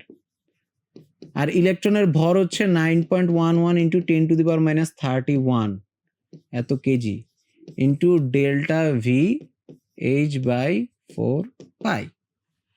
তাহলে এখান থেকে আমরা ডেল্টা ভিটা যদি ক্যালকুলেট করি কত আসে আমাদের? ডেল্টা ভিটা যদি আমরা ক্যালকুলেট করি তাহলে কত আসে? আমরা যদি উপরে মানগুলো বসাই 6.626 ইন্টু 10⁻34 পাই into 10⁻15 into 9.11 into 10⁻31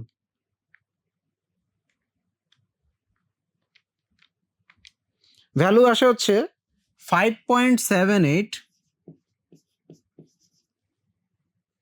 into 10⁻10 metre per second. আচ্ছা, এখন একটু এই ভ্যালুটার দিকে একটু মনোযোগ সহকারে দেখো, এই ভ্যালুটা কত আসলো?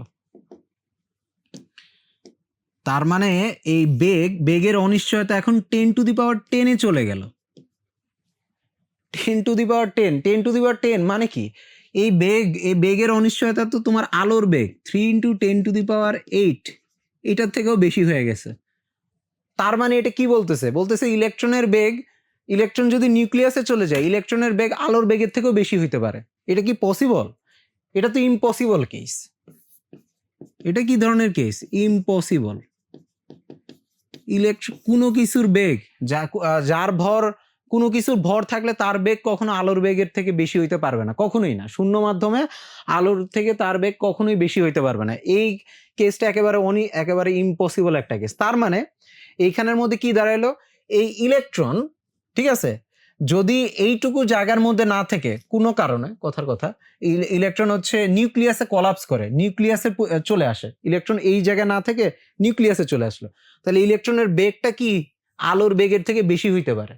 এটা কখনোই হবে না। তো এই জন্য যেহেতু হবে না, এইটা রক্ষা করার জন্য, ঠিক আছে, এইটা হচ্ছে ফান্ডামেন্টাল রুল।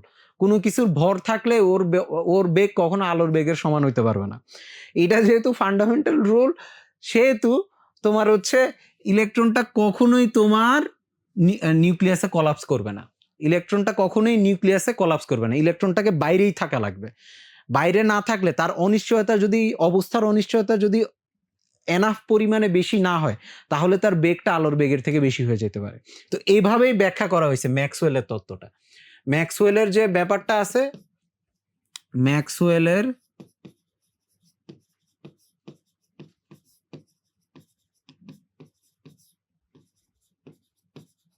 তত্ত্বের ব্যাখ্যা, আচ্ছা, তত্ত্বের সাথে সামঞ্জস্যতার ব্যাখ্যা।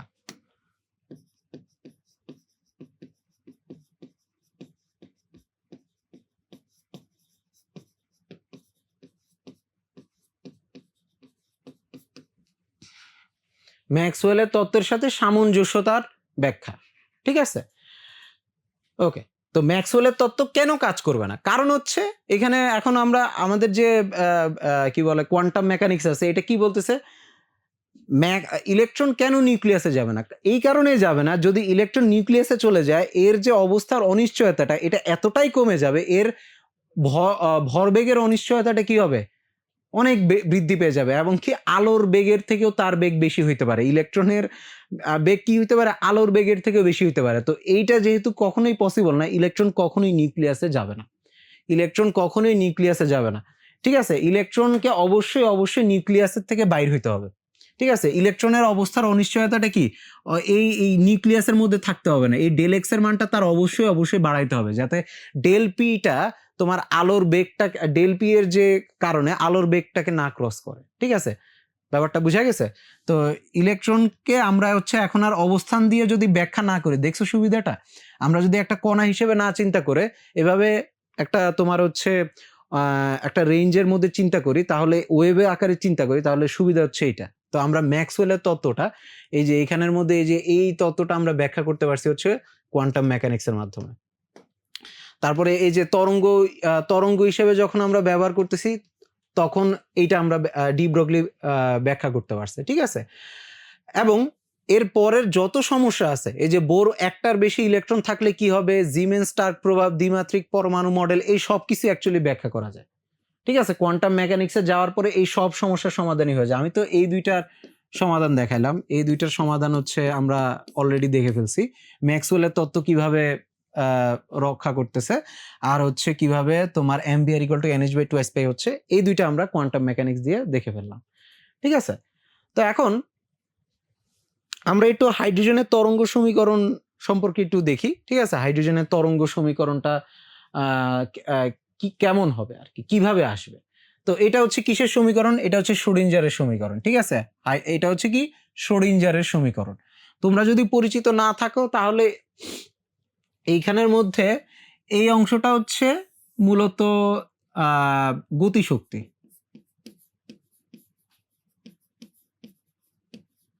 ঠিক আছে, ইলেকট্রনের যে ওয়েভ ফাংশন আছে ওইটার গতিশক্তি, এটা হচ্ছে বিভব শক্তি।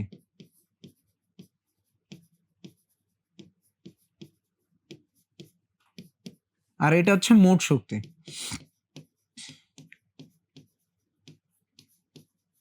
মানে আহামরি কিছু না, এই শ্রোডিঞ্জারের সমীকরণ কি বলতেছে, গতিশক্তি প্লাস বিভব শক্তি ইকুয়াল টু মোট শক্তি। ঠিক আছে, ওকে, তো গতিশক্তি প্লাস বিভব শক্তি ইকুয়াল টু মোট শক্তি। এখানের মধ্যে এই যে সাইটা আছে, এটা হচ্ছে আমার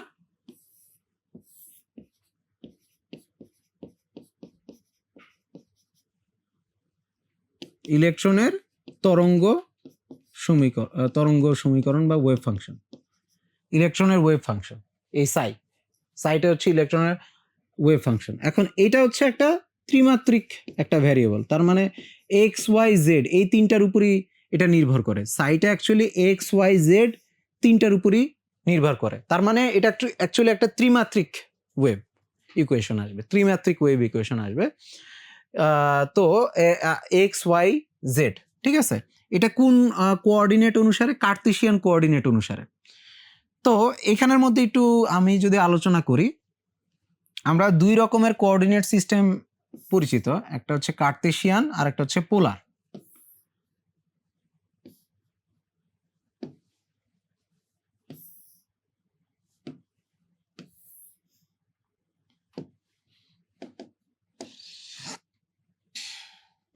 একটা পয়েন্ট মনে করে এইটা, আচ্ছা,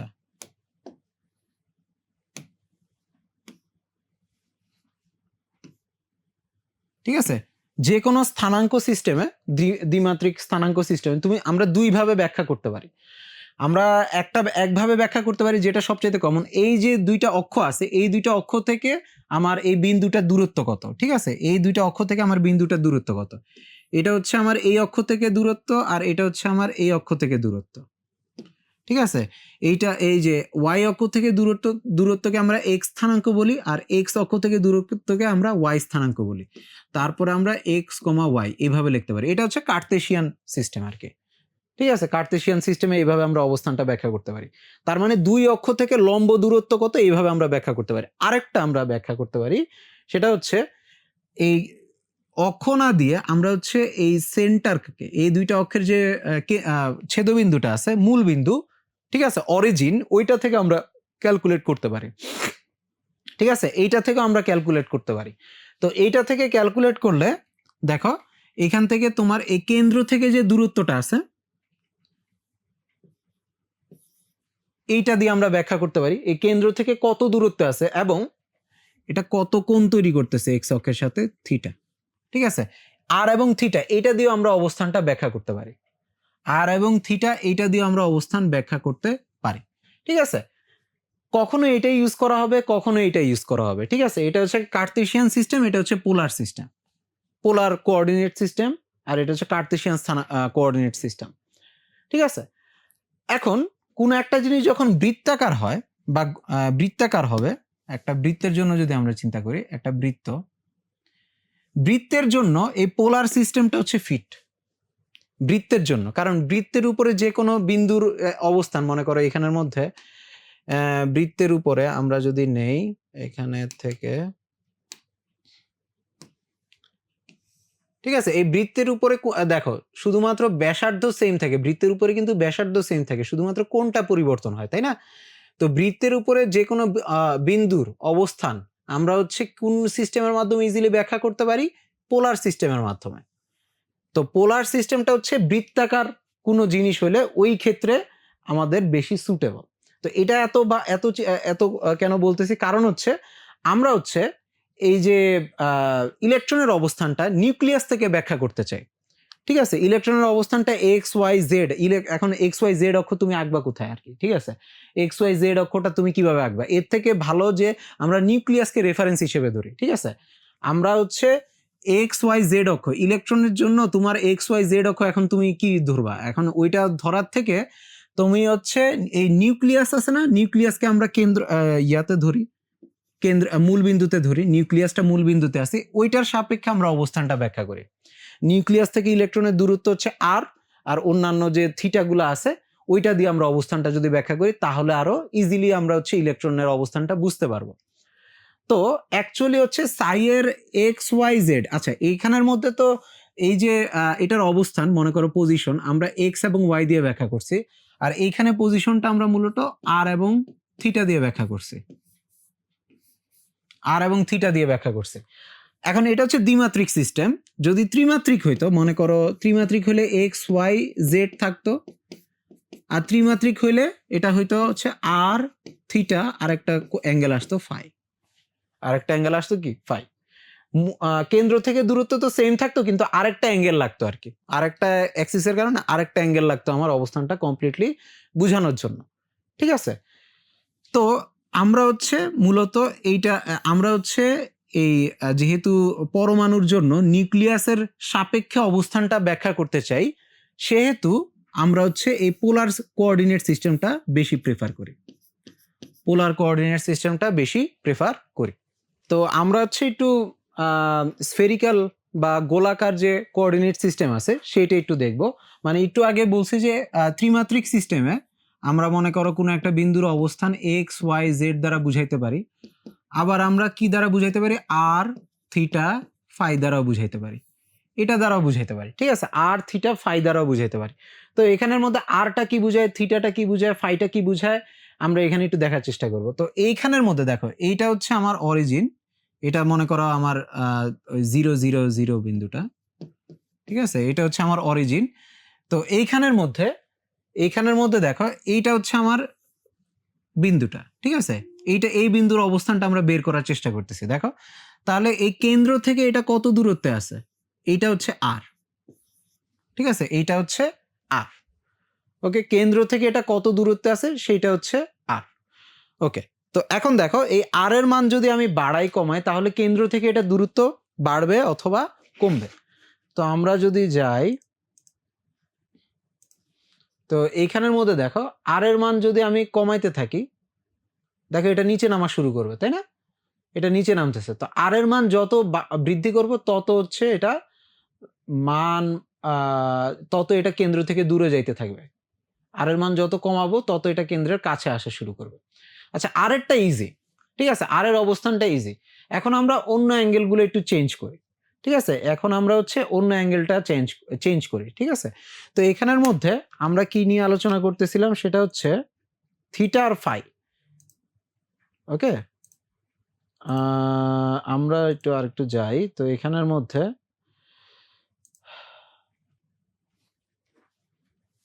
থিটা আর ফাই। তো এখানের মধ্যে কি ছিল?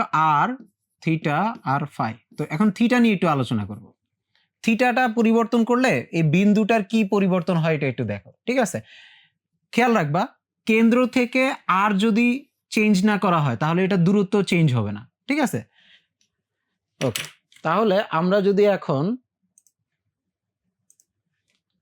থিটার মানটা চেঞ্জ করি, দেখো আস্তে আস্তে মানটা যদি পরিবর্তন করি, দেখো দেখো এটা এখন কোথায় চলে আসছে। ওকে ওকে, দেখতেছো তো? তো এটা দেখো কোথায় চলে আসতেছে থিটার মানটা পরিবর্তন করার কারণে।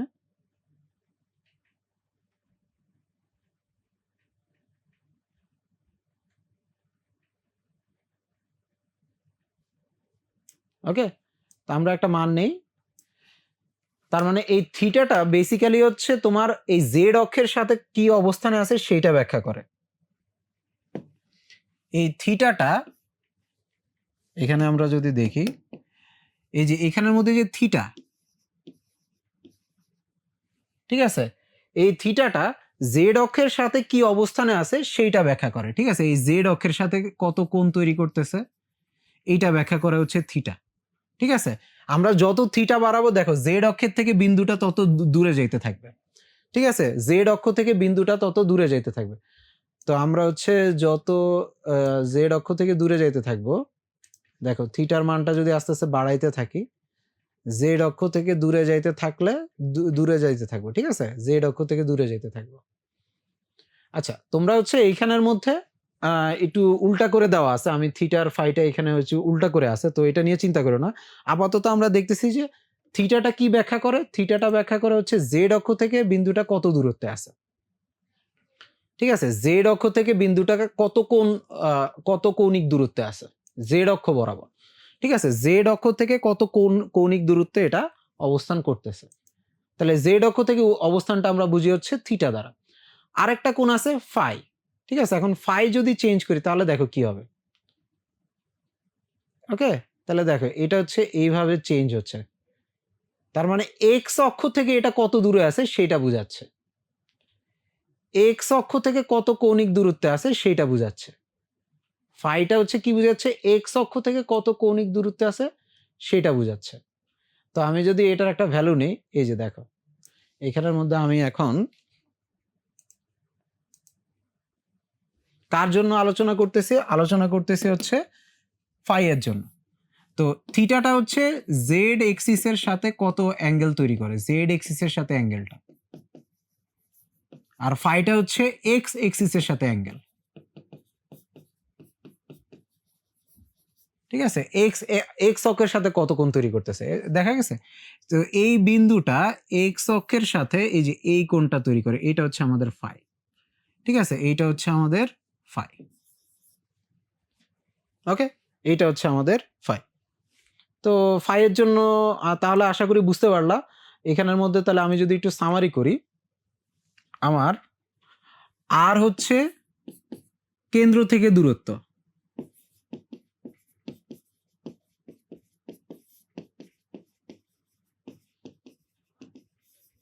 কেন্দ্র থেকে দূরত্ব, থিটা হচ্ছে জেড এক্সিস থেকে অ্যাঙ্গুলার ডিস্টেন্স। আচ্ছা, এখানে একটু এভাবে লেখা হচ্ছে কৌণিক দূরত্ব। ওকে, এখানে এটা কি হবে, থিটা থেকে আবার ভুল করছি, এটা হবে হচ্ছে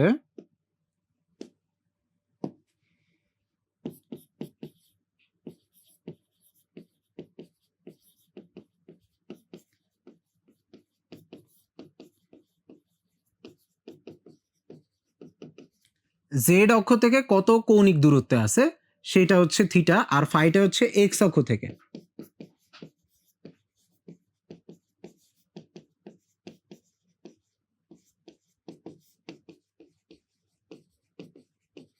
তো আমরা এই মূলত এই তিনটা দিয়ে হচ্ছে ত্রিমাত্রিক যে কোনো সিস্টেমে কোনো একটা জিনিসের অবস্থান ব্যাখ্যা করতে পারি।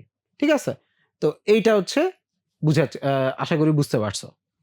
ঠিক আছে, তো এখানের মধ্যে একটা জিনিস একটু দেখো, সেটা হচ্ছে আমরা যদি এই ফাইটাকে পরিবর্তন করি, দেখো আচ্ছা ফাই না থিটাটাকে, সরি ফাইকে, এই যে দেখো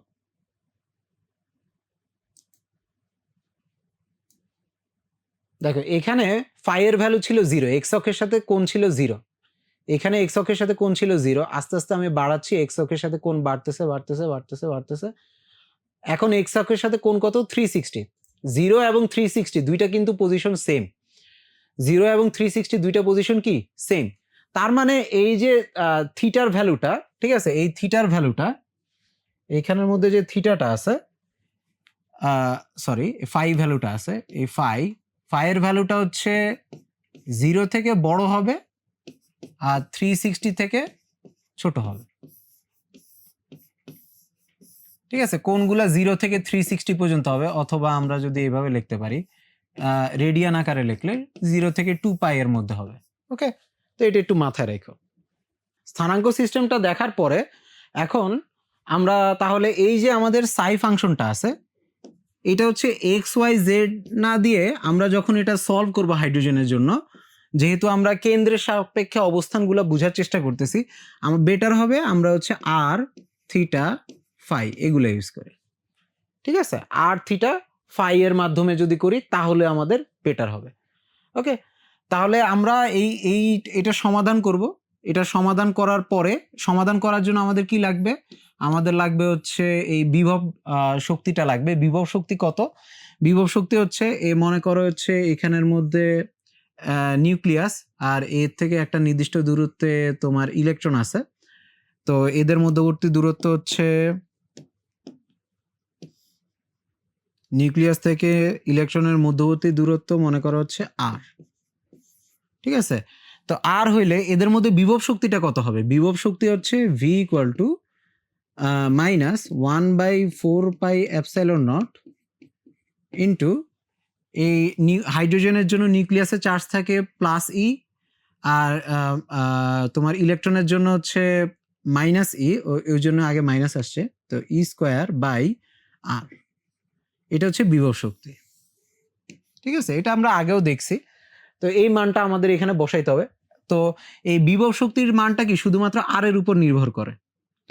বিভব শক্তির মানটা শুধুমাত্র কার উপর নির্ভর করে? শুধুমাত্র আর ব্যাসার্ধের উপর নির্ভর করে।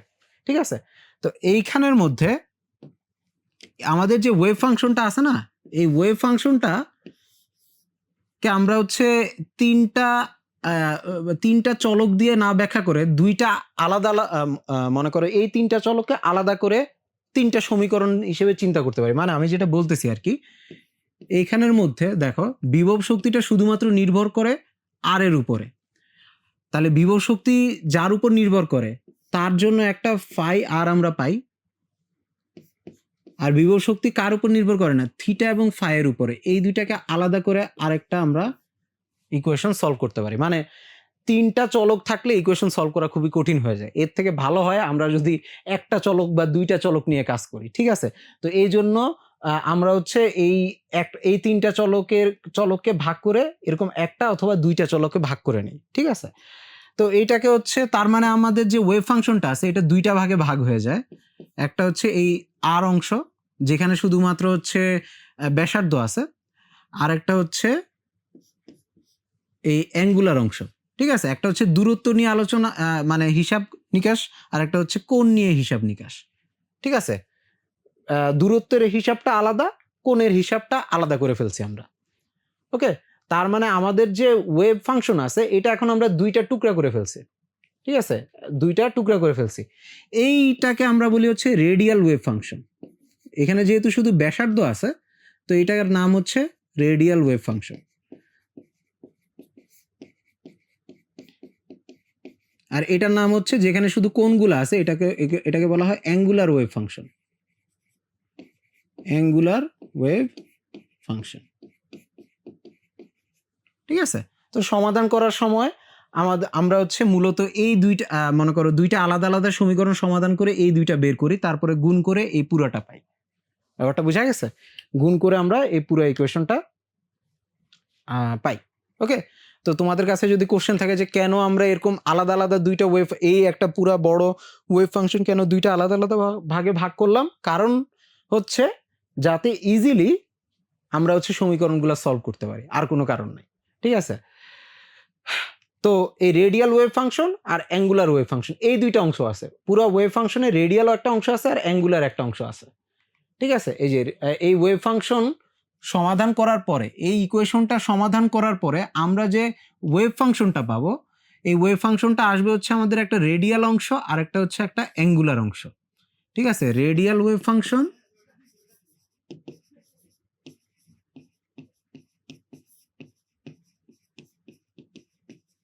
আর এটা হচ্ছে অ্যাঙ্গুলার ওয়েভ ফাংশন।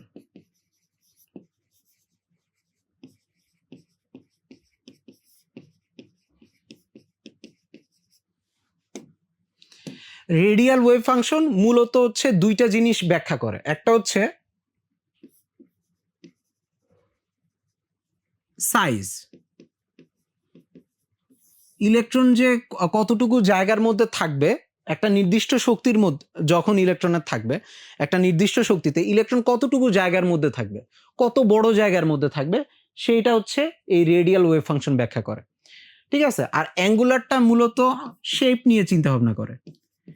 তো শেপ মানে হচ্ছে একটা ইলেকট্রনের যখন একটা নির্দিষ্ট পরিমাণ শক্তি থাকবে, শক্তিটা আমাদের জানা লাগবে, ওই নির্দিষ্ট পরিমাণ শক্তিতে ইলেকট্রন যেই জায়গায় থাকবে ওইটার শেপটা কেমন হবে। ঠিক আছে, ওইটা দেখতে কি তোমার গোলাকৃতির হবে নাকি অন্য কোনো আকৃতির হবে, এইটা হচ্ছে ব্যাখ্যা করে অ্যাঙ্গুলার ওয়েভ ফাংশন। ঠিক আছে, অ্যাঙ্গুলার ওয়েভ ফাংশন মূলত শেপ নিয়ে চিন্তা ভাবনা করে, আর রেডিয়াল ওয়েভ ফাংশন হচ্ছে সাইজ নিয়ে চিন্তা ভাবনা করে, আরেকটা চিন্তা ভাবনা করে হচ্ছে নোড নিয়ে। ঠিক আছে, নোড নিয়ে একটা ইলেকট্রন কত জায়গা জুড়ে থাকবে, আর ইলেকট্রন ওই জায়গার মধ্যে কোথায় কোথায় থাকবে এবং কোথায় কোথায় থাকবে না। ইলেকট্রন যেই জায়গায় একেবারে থাকবে না, যেই জায়গায় ইলেকট্রনের থাকার সম্ভাবনা একেবারে জিরো। ঠিক আছে, প্রবাবিলিটি ইলেকট্রনের থাকার সম্ভাবনা যেই জায়গায় একেবারে জিরো, প্রবাবিলিটি একেবারে জিরো, সেই জায়গায় তোমার হচ্ছে সেই জায়গাটাকে আমরা নোড বলি। ঠিক আছে, তার মানে এই রেডিয়াল ওয়েভ ফাংশন দিয়ে আমরা দুইটা জিনিস সম্পর্কে আইডিয়া করতে পারি। যখন একটা ইলেকট্রনের একটা নির্দিষ্ট শক্তি থাকবে, সে কত বড় জায়গা নিয়ে থাকবে এবং কোথায় কোথায় থাকতে পারে, কোথায় থাকবে না আর কোথায় থাকবে, ওই জায়গাটার মধ্যে সে কোথায় থাকতে পারবে কোথায় থাকতে পারবে না। ঠিক আছে, এইটা ব্যাখ্যা করে হচ্ছে রেডিয়াল ওয়েভ ফাংশন। আর অ্যাঙ্গুলার ওয়েভ ফাংশন ব্যাখ্যা করে মূলত শেপ, মানে সে যে জায়গা জুড়ে থাকবে ওই জায়গাটা তোমার দেখতে কেমন হবে। ঠিক আছে, এইটা মনে করো একটা বাড়িকে আমরা যদি চিন্তা করি, বাড়িটা কত বড়, ঠিক আছে, কয় তালা, ঠিক আছে, সেইটা ডিফাইন করবে হচ্ছে আমার রেডিয়াল ওয়েভ ফাংশন। ইলেকট্রনের বাড়িটা কত বড় হবে, ঠিক আছে, আর ইলেকট্রনের বাড়িটা বড় হওয়ার পরে বাড়ির সব জায়গায় তো মনে করো মানে মানুষ থাকতে পারে না, কোথায় কোথায় মানুষ থাকতে পারবে কোথায় থাকতে পারবে না ওই বাড়ির, সেটাও ডিফাইন করবে হচ্ছে radial wave function.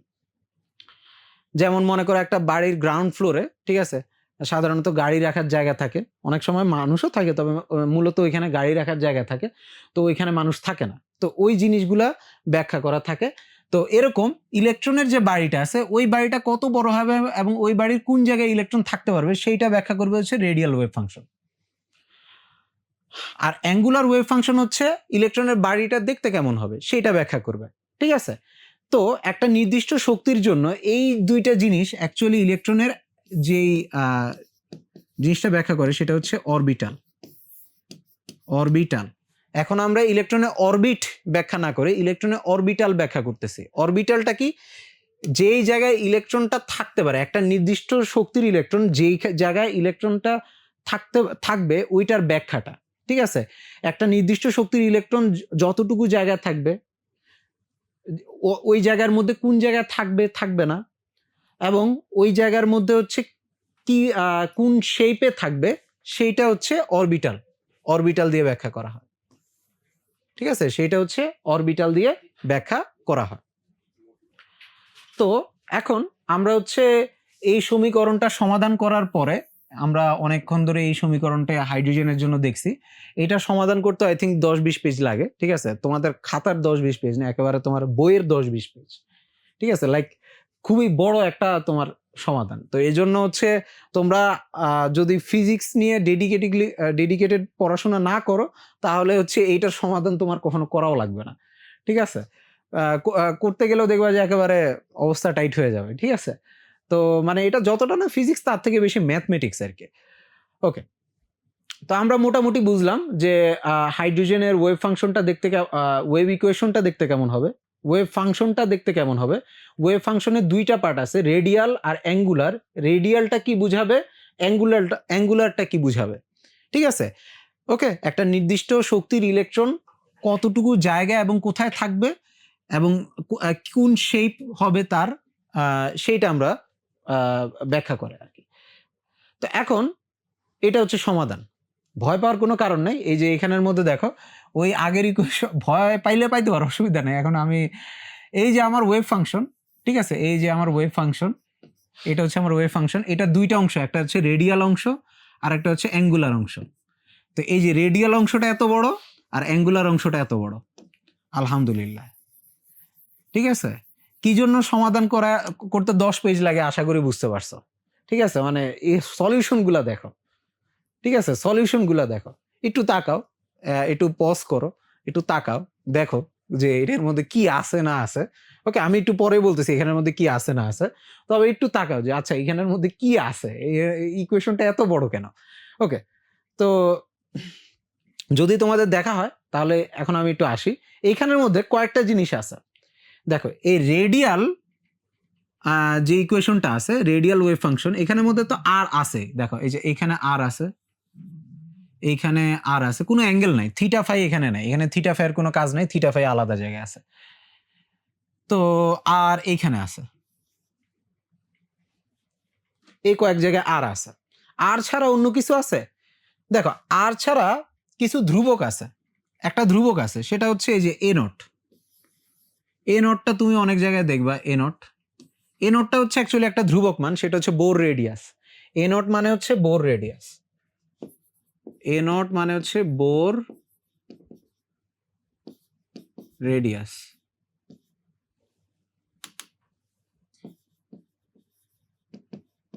A not মানে হচ্ছে বোর রেডিয়াস, মানে হাইড্রোজেনের বোর পরমাণু মডেল অনুসারে হাইড্রোজেনের প্রথম শক্তি স্তরের যে ব্যাসার্ধটা সেটা, মানে এটার ভ্যালু হচ্ছে এইটা থাকে আর কি, অলওয়েজ বোর রেডিয়াস।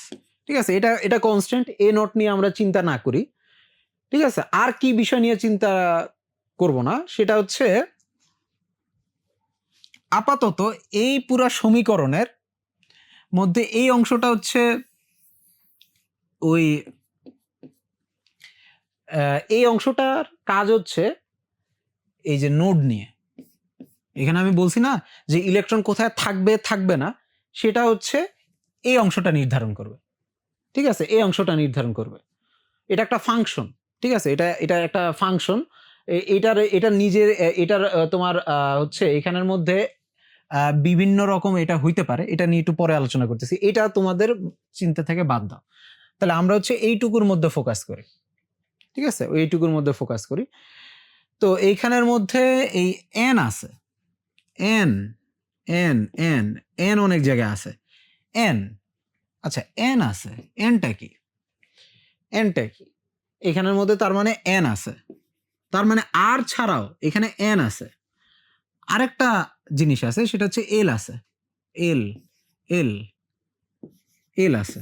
ঠিক আছে, এখানে এন এবং এল আছে আর ছাড়াও। ঠিক আছে, আর ছাড়াও এখানে এন এবং এল এর মান আছে। আচ্ছা, এখন আমরা অ্যাঙ্গুলারের জন্য যদি ইকুয়েশনটা দেখি, এখানের মধ্যেও দেখবা এই থিটা আছে, ফাই আছে, এখানের মধ্যে এই থিটা ফাই আছে এই অংশটার মধ্যে, এটা নিয়ে আমাদের টেনশন নাই। বাকি থিটা ফাই ছাড়া দেখো এল আছে, এম আছে। ওকে, তার মানে এই দুইটা অংশে আমরা তিনটা নতুন নতুন নাম্বার পাইলাম। ঠিক আছে, তিনটা নতুন নতুন নাম্বার পাইলাম। এখানে আর এর মধ্যে পাইলাম হচ্ছে এন এবং এল, আর ওয়াই এর মধ্যে পাইলাম এল কমা এম। মানে আমরা টোটাল আরো তিনটা সংখ্যা পাইলাম এখানে, এন এল এম, এই তিনটা সংখ্যা পাইলাম। ওকে, তো সমাধান করার পরে আমরা যখন এই ওয়েভ ইকুয়েশনটা সমাধান করি, সমাধান করার পরে তিনটা নাম্বার আমরা পেয়ে গেছি। এই তিনটা নাম্বার আমরা পেয়ে গেছি, এই নাম্বারগুলোকে বলা হয় হচ্ছে কোয়ান্টাম নাম্বার।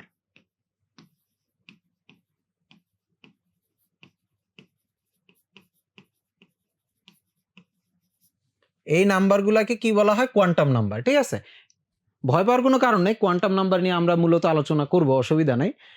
এখানের মধ্যে এই কোয়ান্টাম নাম্বারগুলাই হচ্ছে মূলত ডিফাইন করবে যে শক্তি স্তরের আকার, আকৃতি, ত্রিমাত্রিক বিন্যাস, মূলত এরাই ডিফাইন করবে। ঠিক আছে, মূলত হচ্ছে কি এরাই ডিফাইন করবে।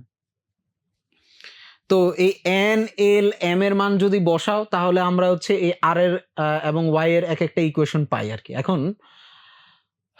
এখন এখানের মধ্যে এন এল এম এদের মানগুলা কেমন হইতে পারে, এটা একটু আমাদের একটু দেখা লাগবে। ঠিক আছে, প্রথমে আমরা হচ্ছে এখানের মধ্যে এম এর মানটা নিয়ে একটু চিন্তা করি। এমটা শুধুমাত্র এই জায়গায় আছে, এল অনেক জায়গায় আছে। দেখো এল এই জায়গায় আছে, এই জায়গায় আছে, এই জায়গায় আছে, আর অনেক জায়গায় আছে। তো সবচেয়ে ইজি হচ্ছে এম নিয়ে চিন্তা ভাবনা করা, কারণ এমটা শুধুমাত্র এক জায়গায় আছে। এই যে দেখো, এমটা শুধুমাত্র এই জায়গার মধ্যে আছে। তো এম এর মানটা নিয়ে একটু চিন্তা ভাবনা করি, তারপরে আমরা আসি আর কি। ঠিক আছে? তো এইখানের মধ্যে এগুলা এইটা নিয়ে আমি একটু পরে পরে কথা বলবো, তবে এগুলা নিয়ে টেনশন করো না, এগুলো এক একটা ফাংশন। হ্যাঁ, তো আমরা প্রথমে এই অংশটা নিয়ে আলোচনা করি। E to the power I M phi, E to the power I M phi. তো এখানের মধ্যে এম আছে, তো এম এর মান এখানে কি যা ইচ্ছা তাই আমি বসাইতে পারবো নাকি, সেটা হচ্ছে মেইন কথা। ওকে, তো এখানের মধ্যে একটা জিনিস দেখো, সেটা হচ্ছে এই যে এই ফাই নিয়ে আমরা একটা কথা বলছিলাম অলরেডি। ঠিক আছে, এই ফাই নিয়ে একটা কথা আমি অলরেডি বলছি। এই ফাই এর মান 0, ফাই ইকুয়াল টু যখন 0 হয়, তখন যে মানটা আমরা পাবো ফাই ইকুয়াল টু 2 পাই হলে আমরা একই মান পাবো। এটা আমরা কিছুক্ষণ আগেই দেখছিলাম। ঠিক আছে, আমরা যদি আরেকটু দেখতে চাই, ওকে দেখো, তো এখন এই যে এইখানের মধ্যে দেখো, এই যে এই বিন্দুটা আছে এখানে। আচ্ছা, আমি একটু অন্য কালার নেই। দেখো বিন্দুটা এখানে আছে, এখানে আছে। আমরা যদি ফাই এর ভ্যালু চেঞ্জ করি,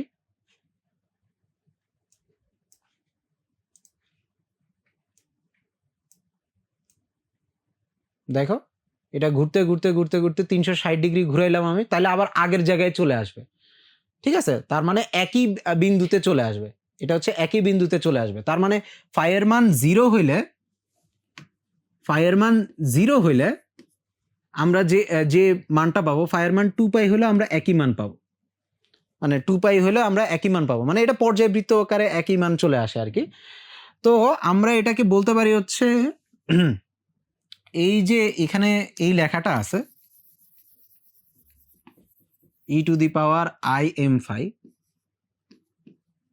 আই এম ফাই। তোমরা আই নিয়ে চিন্তা একটু করো না, আই হচ্ছে কমপ্লেক্স নাম্বার, যেহেতু এটা ওই কারণে আসছে। ফাই নিয়ে আমরা একটু চিন্তা করি। ঠিক আছে, ফাই নিয়ে আমরা এখন চিন্তা করি। এইটা ইকুয়াল টু আমি লিখতে পারি হচ্ছে E to the power I M. ঠিক আছে, এখানে ফাই এর সাথে 2 পাই যোগ করেই সেম ভ্যালুই আসবে। ঠিক আছে, সেম ভ্যালুই আসবে। ওকে, কোনো সমস্যা নেই। এখানে ফাই থাকলে, ফাই এর সাথে ফাই থাকলেও যে ভ্যালু আসবে, ফাই এর সাথে 2 পাই যোগ করলেও একই ভ্যালু আসবে। মানে 2 পাই যোগ করা মানে কি, তুমি জাস্ট পুরোটাকে 360 ডিগ্রি কোণে ঘুরে একই বিন্দুতে আসছো। ঠিক আছে, পুরা ঘুরে আবার আগের জায়গায় চলে আসছো। তো এইটাই আমি লিখছি, আর আহামরি কিছু লিখিনি। তো এখন এইটা দিয়ে দেখো একটা ইন্টারেস্টিং জিনিস আসে, সেটা হচ্ছে E to the power I M phi equal to E to the power এখানে I M phi plus I M 2 pi, I M 2 pi. তো এখানে সূচকের এটাকে যদি আমরা একটু ভেঙে লিখি, E to the power I M phi into E to the power I 2 pi M. Okay, এটা আসলো। এখন এই দুই পাশ থেকে এই দুইটা ক্যান্সেল হয়ে যায়, তাহলে আমি কি লিখতে পারি, 1 equal to E to the power I 2 pi M. ঠিক আছে, E to the power I 2 pi M. তো এখন আমি লিখতে পারি E to the power I 2 pi M equal to 1 মানে আমরা ই টু দি পাওয়ার 0 লিখতে পারি। 1 মানে ই টু দি পাওয়ার 0 লিখতে পারি। তো এখন আমরা আই নিয়ে চিন্তা করব, যে এখন আমরা সমাধানটা লিখবো, তো এখন আমরা একটু আই নিয়ে চিন্তা করব। তো এইখানের মধ্যে ই টু দি পাওয়ার আই যখন দেখবা, তখন এটা হচ্ছে বেসিক্যালি আমরা যখন আলোচনা করছিলাম E to the power I theta এরকম যদি থাকে, এটা বেসিক্যালি হচ্ছে একটা কমপ্লেক্স নাম্বার। সেটা কি বুঝায়, cos theta plus I into sine theta. এটা জাস্ট এইটাকে বুঝায়, আর কিছু না। ঠিক আছে, তোমরা যদি কমপ্লেক্স, আমরা যখন হচ্ছে শ্রোডিঞ্জারের সমীকরণটা দেখছিলাম, তখন এরকম এটা নিয়ে একটু আলোচনা করছিলাম। ঠিক আছে, এটা হচ্ছে অয়েলার্স আইডেন্টিটি, এটা নিয়ে তোমরা দেখবা, অসুবিধা নাই। তো এটা হচ্ছে আমরা দেখলাম। তো এইখান থেকে দেখো আমি যদি ই টু দি পাওয়ার আই 2 পাই দেই তাহলে কি আসে cos 2 pi plus I into sign 2 pi. Just theta এর জায়গায় আমি 2 পাই বসাইছি, থিটা এর জায়গায় 2 পাই বসাইছি। তো cos 2 পাই কত 1 আর সাইন 2 পাই হচ্ছে মানে সাইন 360 হচ্ছে 0 বেসিক্যালি। তো E to the power I 2 pi equal to 1 আসে। ওকে, ই টু দি পাওয়ার আই 2 পাই সমান 1 আসে। তার মানে এইখানের মধ্যে 2 পাই একটা সলিউশন হইতে পারে। তার মানে এম এর মান যদি 1 হয়, দেখো এম এর মান যদি 1 হয় তাহলে এখানে এটা একটা সলিউশন হবে। তার মানে এম এর মান 1 হইতে পারে, এম এর মান 1 হইতে পারে। ঠিক আছে। আচ্ছা, এখানে যদি আমরা minus E to the power minus 2 পাই দেখি আর তখন মানগুলো বসাই cos মাইনাস 2 পাই আর সাইন মাইনাস 2 পাই, তখনও 1 আসবে। ওকে, তার মানে এম এর ভ্যালু প্লাস মাইনাস 1 যে কোনোটা হইতে পারে। আচ্ছা, এম এর মান 0 হলেও 1 হবে, কোনো অসুবিধা নেই। কারণ হচ্ছে এখানে যদি 0 বসায় দাও, দেখো এখানে যদি ই টু দি পাওয়ার এম এর মান 0 বসা তাহলে ই টু দি পাওয়ার 0 মানে দুই পাশে সমান হয়ে যাবে। তো এম এর মান 0 হইতে পারে, প্লাস মাইনাস 1ও হইতে পারে। আচ্ছা, এখন এখানে যদি মনে করো ই টু দি পাওয়ার আই 4 পাই, 4 পাই মানে কি cos 4 পাই প্লাস সাইন 4 পাই। তো তোমরা মান বসায় দেখো, এখানে cos 4 পাই হচ্ছে 1 আর সাইন 4 পাই হচ্ছে 0, তার মানে 1 আসে। 4 পাই মানে হচ্ছে প্লাস 2 ভ্যালু আসতে পারে। আবার একইভাবে মাইনাস 4 পাইয়ের জন্য 1 আসবে, তার মানে মাইনাস 2 আসতে পারে। তার মানে এইখান থেকে আমরা দেখতেছি এম এর মান 0 হইতে পারে, প্লাস মাইনাস 1 হইতে পারে, প্লাস মাইনাস 2 হইতে পারে, অন্য কোনো ভ্যালু হবে না। এই কয়টা ভ্যালুই হবে। ঠিক আছে, এই কয়টা ভ্যালুই হবে। তাহলে এম এর মান এই কয়টা ভ্যালুই হচ্ছে। তাহলে আমরা এত আলোচনা করে বুঝলাম যে এইখানের মধ্যে যে এমটা আছে, এই এমটা যে কোনো মান হইতে পারে না। এম এর মান হইতে পারে 0, প্লাস মাইনাস 1, প্লাস মাইনাস 2, এভাবে প্লাস মাইনাস 3, যে কোনো ভ্যালু হইতে পারে। ঠিক আছে, মানে এইটাকে এখানের মধ্যে এম এর মান দেখো কত কত বসাইলে এটা 0-র সমান হইতে পারে। ঠিক আছে, তো আমরা দেখলাম 0 বসাইলে হইতে পারে, প্লাস মাইনাস 1 বসাইলে হইতে পারে, প্লাস মাইনাস 2, প্লাস মাইনাস 3। তুমি যদি চিন্তা করো 0.5 বসাবা তাহলে কিন্তু এই পাশে ই টু দি পাওয়ার 0 আর হবে না, মানে 1 হবে না আর কি। তো এম এর মান কয়েকটা নির্দিষ্ট মান হইতে পারে। তো এটা যেহেতু এম এর মান যেহেতু কয়েকটা নির্দিষ্ট মান হবে, যে কোনো মান হইতে পারতেছে না, তো এদের মান, এটাকে আমরা একটা কোয়ান্টাম সংখ্যা বলবো। এটাকে আমরা কি বলবো? একটা কোয়ান্টাম সংখ্যা। ঠিক আছে, ওকে। তো এম এর যেহেতু যে কোনো মান হইতে পারে না, এম এর যেহেতু কয়েকটা নির্দিষ্ট মান হইতে পারে, এই যে এটা এই শর্তটা পূরণ করার জন্য, তাহলে এটা হচ্ছে কি যেই সকল ভ্যালু যে কোনো মান হইতে পারে না, কয়েকটা নির্দিষ্ট ভ্যালু হইতে পারে, সেটাই কি আমার কোয়ান্টাম সংখ্যা। তো এম হচ্ছে একটা কোয়ান্টাম সংখ্যা। এখন দেখো এল এর দিকে যদি আমরা তাকাই, এখন একটু এই রুটের দিকে একটু তাকাই, রুটের দিকে একটু তাকাই, রুট না অ্যাকচুয়ালি এই ফ্যাক্টোরিয়ালের দিকে একটু তাকাই।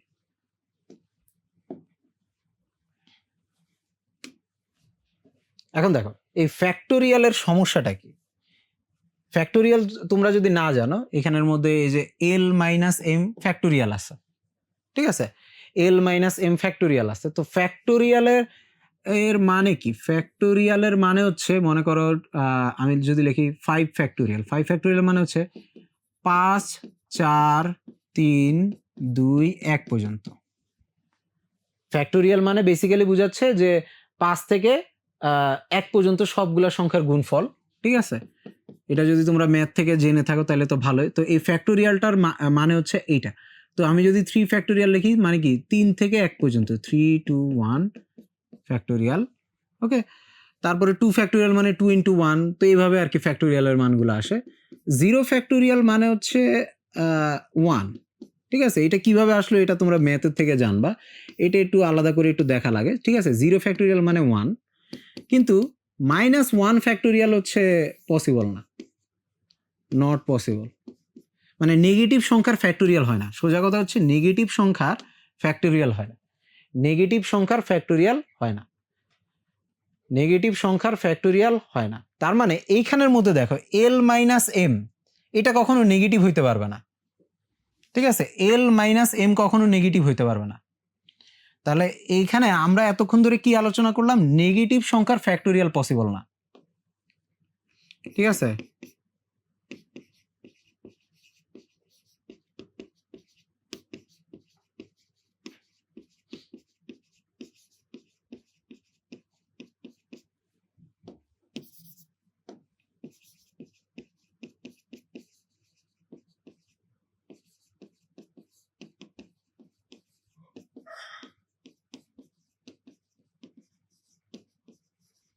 নেগেটিভ নাম্বারের ফ্যাক্টোরিয়াল পসিবল না আর কি, এটাই লিখলাম, ঠিক আছে? তার মানে আমাদের এখানের মধ্যে যে ফ্যাক্টোরিয়ালগুলো আছে এল মাইনাস এম এটা অবশ্যই জিরো নেগেটিভ হইতে পারবে না, greater than or equal zero হইতে হবে। আবার নিচে আরেক জায়গায় ফ্যাক্টোরিয়াল এল প্লাস এম, তার মানে এল প্লাস এম এটাও হচ্ছে কি greater than or equal to zero হইতে হবে। মানে এগুলার সামনে যেহেতু জিরো, মানে এগুলোর সামনে যেহেতু ফ্যাক্টোরিয়াল আছে, এরা অবশ্যই তোমার হচ্ছে নন নেগেটিভ নাম্বার হইতে হবে, ঠিক আছে? 0 1 2 3 এই ভ্যালুগুলো হইতে পারবে। তার মানে এখান থেকে আমরা কি লিখতে পারি? এখান থেকে লিখতে পারি এল এর মান অবশ্যই এম এর থেকে বড় হইতে হবে। আর এখান থেকে আমরা কি লিখতে পারি? এল এর মান অবশ্যই মাইনাস এম এর থেকে বড় হইতে হবে, ঠিক আছে? এল এর মান অবশ্যই এল এর এম এর থেকে সমান অথবা বড়, বা মাইনাস এম এর থেকে সমান অথবা বড়। আচ্ছা, তো এই জিনিসটাকে আমরা কিভাবে লিখতে পারি? ঠিক আছে, এই জিনিসটাকে আমরা লিখতে পারি হচ্ছে এই দুইটা শর্তকে আমরা একসাথে লিখতে পারি হচ্ছে এল এর ভ্যালু অবশ্যই মডুলাস অফ এম এর থেকে বড় অথবা সমান হইতে হবে, ঠিক আছে? তো পজিটিভ এম এর থেকেও বড় আর নেগেটিভ এম এর থেকেও বড়, তার মানে এল এর মান অ্যাবসোলুট ভ্যালু অফ এম এর থেকে বড় হইতে হবে। এটা হচ্ছে মোট কথা আর কি, এখান থেকে এটা আমরা পাইলাম।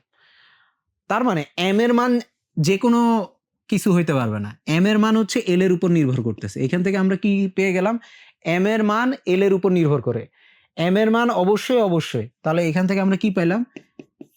এম এর মান অবশ্যই এল এর মানের থেকে সমান অথবা ছোট হইতে হবে, ঠিক আছে? এখান থেকে আমরা এইটা পেয়ে গেছি।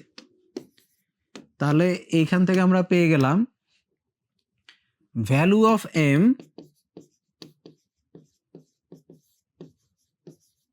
ডিপেন্ডস অন এল।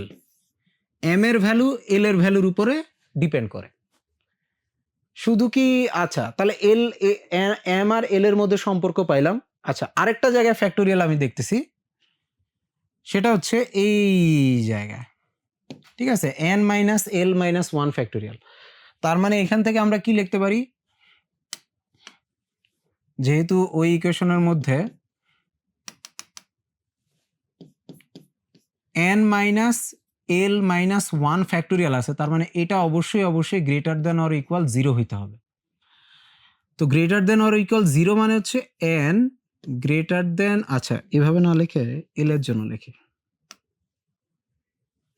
এল, না এন এর জন্য লিখলেই সোজা হয়। এন এর মান এল এর মানের থেকে অলওয়েজ এক বেশি হইতে পারে, মানে এল এর মান, ঠিক আছে? এখানের মধ্যে এটা যেটা বলতেছে, আমি যদি উল্টা করে লিখি, এল এর মান এন এর মানের থেকে এক কম বা এর ছোট হইতে হবে। এল এর মান এন এর মানের থেকে এক কম বা এর ছোট হইতে হবে। তার মানে আমি হচ্ছে মোটামুটি শর্ত সব পেয়ে গেছি, ঠিক আছে? মোটামুটি শর্ত সব পেয়ে গেছি।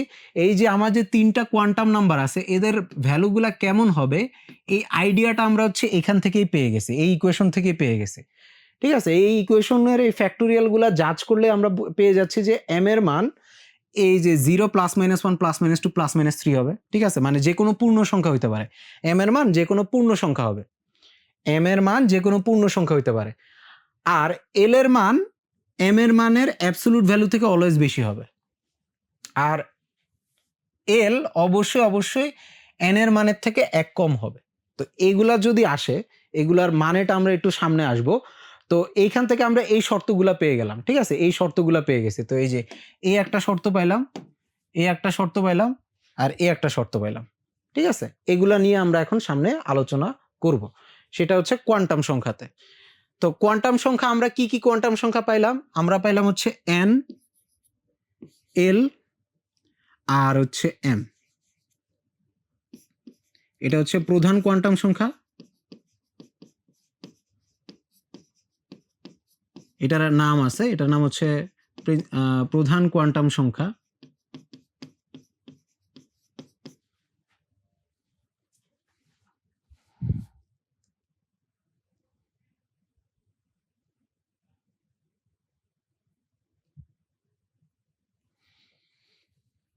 ওকে, এল এল হচ্ছে, এল এর নাম হচ্ছে সহকারী কোয়ান্টাম সংখ্যা।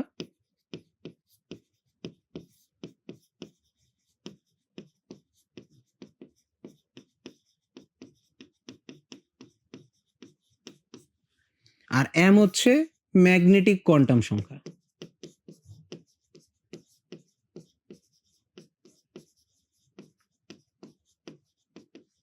এদের নামের হিস্টোরিটা আর না বলি, মানে এখানের মধ্যে এই তিনটা কোয়ান্টাম সংখ্যা আসে শ্রোডিঞ্জার সমীকরণ সমাধান করলে।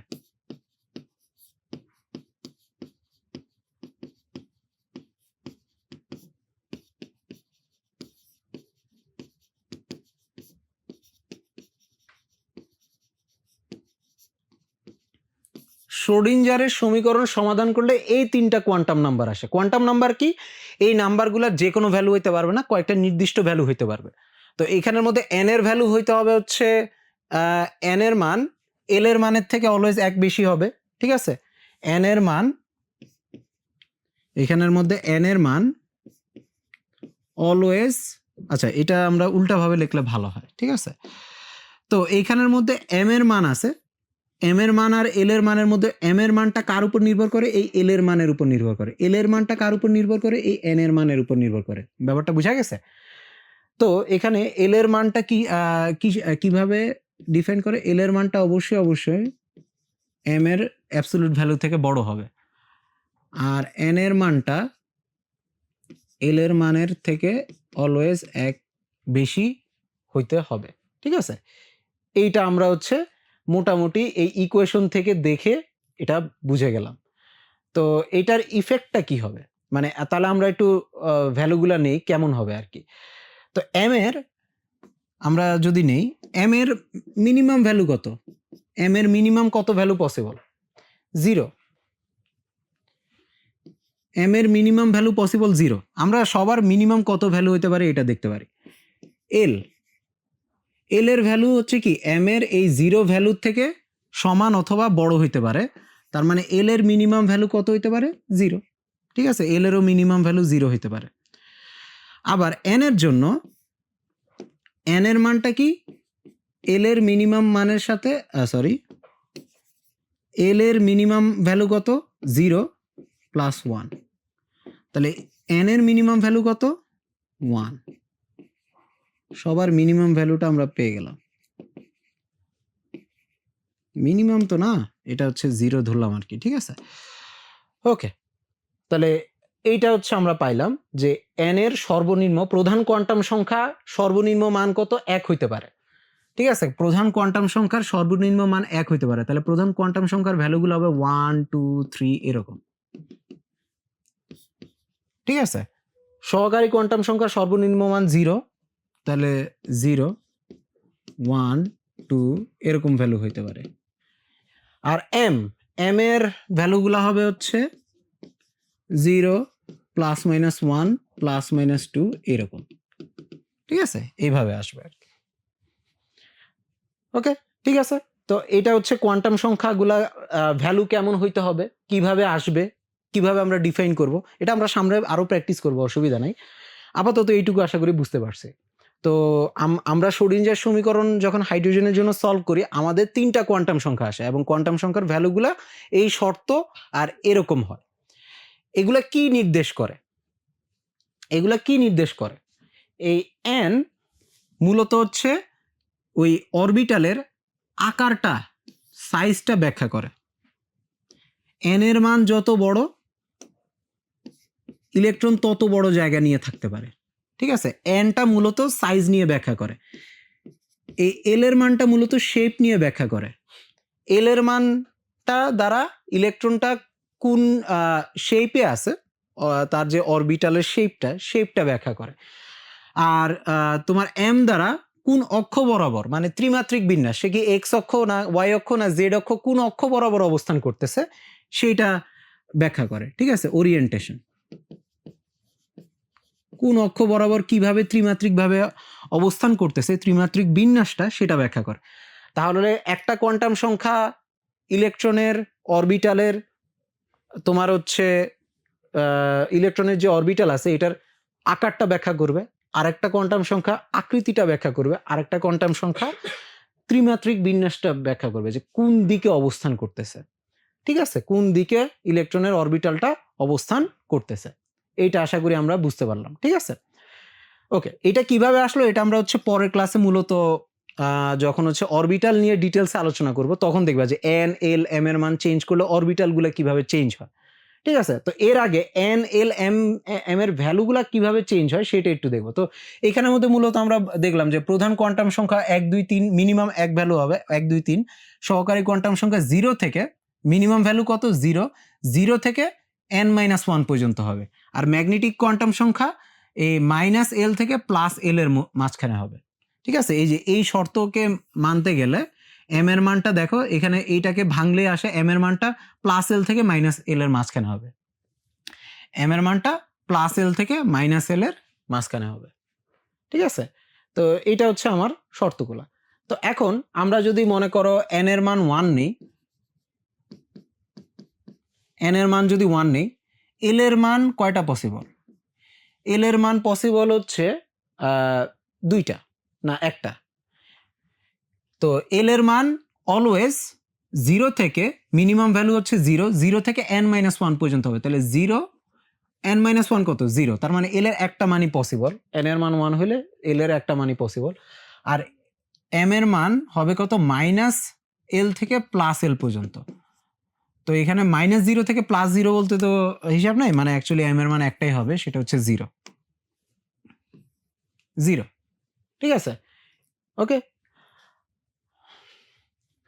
n এর মান যদি 2 হয়, n এর মান যদি 2 হয়, l এর মান 0 হইতে পারে। ঠিক আছে, l এর মান 1 হইতে পারে। দেখো 0 থেকে n-1, তো 0 থেকে n-1, তো এখানে n এর মান 2 হইলে l এর মান 0, l এর মান 1 হইতে পারে, l এর মান 2 হইতে পারবে না। ঠিক আছে, আর m এর মান কত 0, m এর মান l এর মান যদি 1 হয়, m এর মান হচ্ছে তোমার হচ্ছে তিনটা ভ্যালু হইতে পারে, -1 0 +1, এই তিনটা ভ্যালু হইতে পারে -l থেকে +l। ঠিক আছে, -l থেকে +l।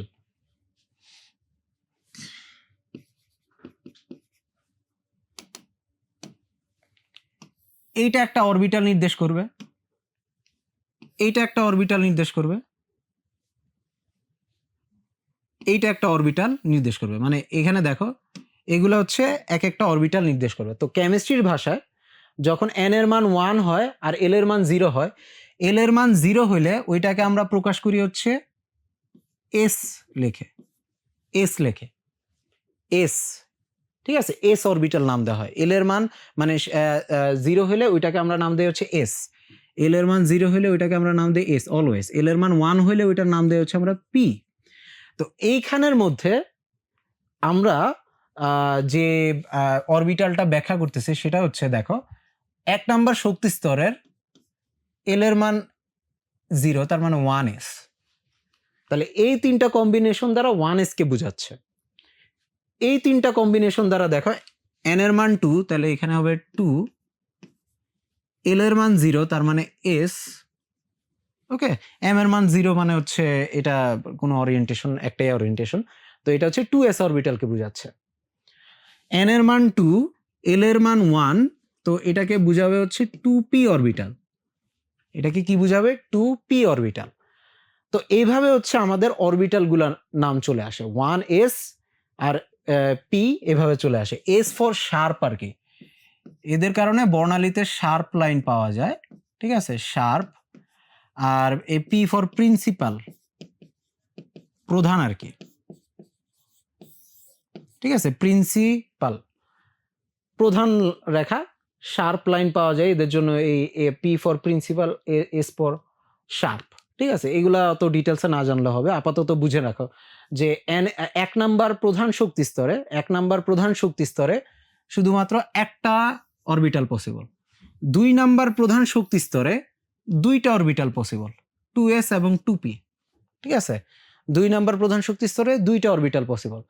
আমরা যদি 3 এর জন্য করি, n ইকুয়াল টু যদি 3 হয়,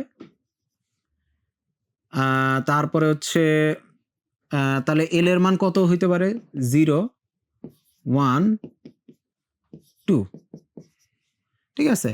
তো এম এর মান এখানে হবে হচ্ছে 0, এম এর মান এখানে হবে হচ্ছে -1 0 +1,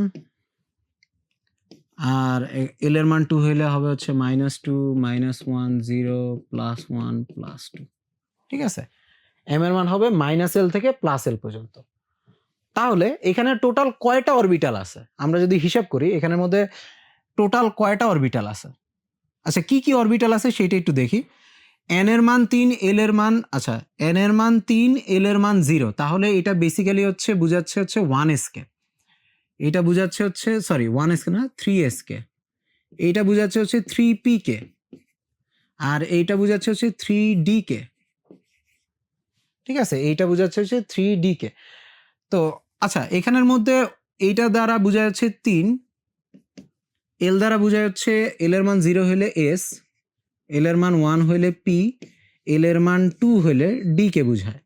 তাহলে এভাবে আসছে 3s 3p 3d, ঠিক আছে। তো এভাবে অরবিটালগুলো আসে। 2তে কিন্তু ডি পসিবল না, ঠিক আছে, 2d কিন্তু পসিবল না, ঠিক আছে। কারণ কি, যদি n এর মান 2 হয়, এল এর মান কখনো 2 হইতে পারবে না, এল এর মান অলওয়েজ n এর থেকে কম হইতে হবে।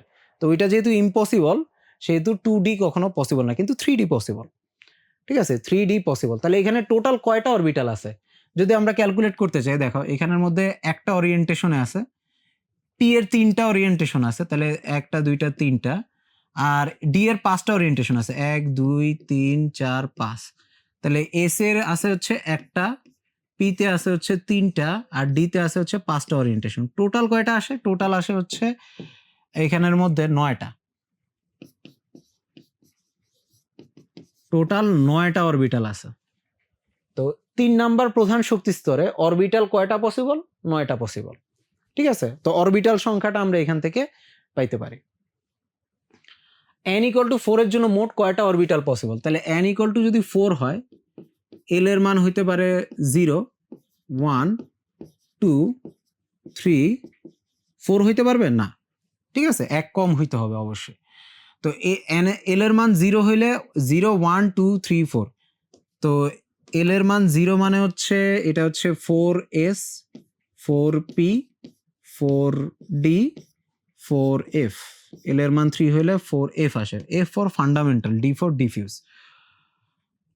ওকে, তো m এর মানগুলা কি হইতে পারে এখানে দেখি। m এর মান হচ্ছে -l থেকে +l পর্যন্ত, তাহলে 0, তাহলে এখানে আসে হচ্ছে কত, -1 0 +1, -2 -1 0 +1 +2, আর এখানে 3 আছে, তাহলে 3 এর জন্য -3 -2 -1 0 +1 +2 +3,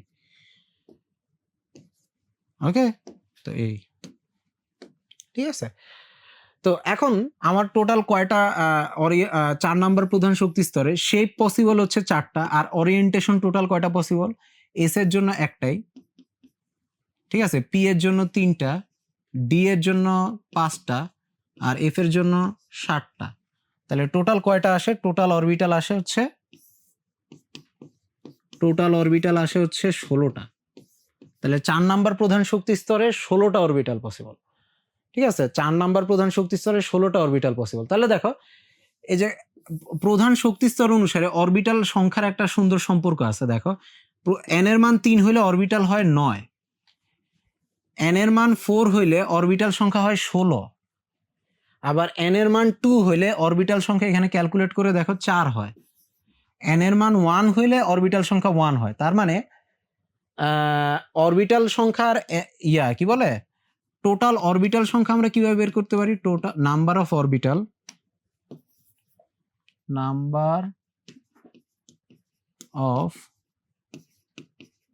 orbital equal to n square. এটা একটা মনে রাখতে পারো, ঠিক আছে? প্রধান কোয়ান্টাম সংখ্যা থেকে টোটাল কয়টা অরবিটাল পসিবল সেটা আমরা বের করতে পারি, ঠিক আছে? 1 নাম্বার প্রধান শক্তি স্তরে একটা অরবিটাল, 2 নাম্বার প্রধান শক্তি স্তরে টোটাল 4টা অরবিটাল, 3 নাম্বার প্রধান শক্তি স্তরে 9টা, 4 এ 16টা, 5 এ 25টা হওয়ার কথা, কিন্তু 25টা পর্যন্ত এখনো যায় নাই। তো ঠিক আছে, তো এই জন্য 4 পর্যন্ত আমি দেখাইলাম। আশা করি বুঝতে পারছো। তো এইভাবে ভ্যালুগুলা কিভাবে চেঞ্জ হয় আমরা আশা করি বুঝতে পারছি। তো এখানের মধ্যে এরকম একটা কমন কোশ্চেন পরীক্ষার সময় মাঝে মাঝে আসে, সেটা হচ্ছে 2D অরবিটাল কি সম্ভব নাকি? আচ্ছা, 2D মানে এখান থেকে আমরা বুঝে গেছি যে n এর মান এখানে 2। তো আমাদের যেটা চেক করতে হবে l এর মান কি 2 হয় না, d হইতে হলে l এর মান 2 হইতে হবে। তো n এর মান যদি 2 হয়, l এর মান 0 হইতে পারে, l এর মান 1 হইতে পারে। 0 হইলে s অরবিটাল,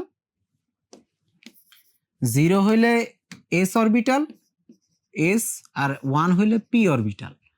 তো তার মানে বেসিক্যালি 2s আর 2p পসিবল, ঠিক আছে? l ইকুয়াল টু কিন্তু 2 কখনোই হবে না, ঠিক আছে? এটা হইলে কি হয় যে ওই ইকুয়েশনটা কিন্তু আর স্যাটিসফাই হবে না। তো না হইলে আমরা মোটামুটি বুঝে গেলাম যে এইখানের মধ্যে যেহেতু এটা মিলতেছে না, সেহেতু এই 2D পসিবল না, 2D ইজ নট পসিবল। তো পরীক্ষার সময় এই টাইপের কোশ্চেন অনেকবার আসে যে 2D কি পসিবল, ব্যাখ্যা করো। 3D কি পসিবল? হ্যাঁ, 3D পসিবল, কিন্তু 3f আবার পসিবল না, ঠিক আছে? 3f is not possible. কেন? কারণ n ইকুয়াল টু 3 হইলে l এর মান হইতে পারে 0, 1, 2। তো 0 হইলে s, 1 হইলে p, 2 হইলে d। তো কেমিস্ট্রিতে এইভাবে sp 0, 1, 2 কে এইভাবে sp d আকারে লেখে, কিন্তু l এর মান কিন্তু 3 হয় না। তো 3 যেহেতু হয় না, 3f পসিবল না। তো কোথায় কয়টা অরবিটাল আছে, ইলেকট্রনের কোথায় কয়টা অরবিটাল আছে সেটা সম্পর্কে আমরা মোটামুটি একটা আইডিয়া পেয়ে গেলাম, ঠিক আছে? কোন শক্তি স্তরে কয়টা অরবিটাল আছে, ঠিক আছে? সেটা আমরা, অরবিটাল কি, যেখানে ইলেকট্রন থাকে আর কি, একটা নির্দিষ্ট শক্তির এবং একটা নির্দিষ্ট কৌণিক ভরবেগের ইলেকট্রন থাকে, সেইটা হচ্ছে আমার অরবিটাল। এবং ওই অরবিটালের মধ্যে ইলেকট্রনের আমরা নির্দিষ্ট করে বলতে পারি না যে এই জায়গায় আছে, এখানের মধ্যে একটা সম্ভাবনা আমরা ব্যাখ্যা করি যে এই এতটুকু জায়গার মধ্যে ইলেকট্রন থাকার সম্ভাবনা 90%, ঠিক আছে? এইভাবে ব্যাখ্যা করা হয়। তো আমরা যখন পরের ক্লাসটা দেখবো, পরের ক্লাসটা পুরোপুরি অরবিটালের উপরে থাকবে। তো এই ক্লাসে আমরা মূলত শিখলাম হচ্ছে কোয়ান্টাম সংখ্যা দিয়ে। কোয়ান্টাম সংখ্যা কয়টা দেখলাম? 3টা, n, l, m, ঠিক আছে? প্রধান কোয়ান্টাম সংখ্যা, সহকারী কোয়ান্টাম সংখ্যা, এবং হচ্ছে তোমার ম্যাগনেটিক কোয়ান্টাম সংখ্যা। প্রধান কোয়ান্টাম সংখ্যার ভ্যালু মিনিমাম হয় 1, 2, 3, 4, এটার কোনো লিমিট নেই, ঠিক আছে? প্রধান কোয়ান্টাম সংখ্যার উপরে কোনো লিমিট নেই। লিমিট আছে হচ্ছে এল এর উপরে। এল এর মানটা অলওয়েজ মিনিমাম 0, কিন্তু 0 থেকে কত পর্যন্ত উঠতে পারবে? 0 থেকে n-1 পর্যন্ত ম্যাক্সিমাম যাইতে পারবে। তার মানে n দ্বারা এল এর মানটা তোমার অ্যাটাচড, আর m এর মানটা এল এর সাথে অ্যাটাচড। m এর মান হচ্ছে -l থেকে +l পর্যন্ত, ঠিক আছে? -l থেকে +l পর্যন্ত, ঠিক আছে?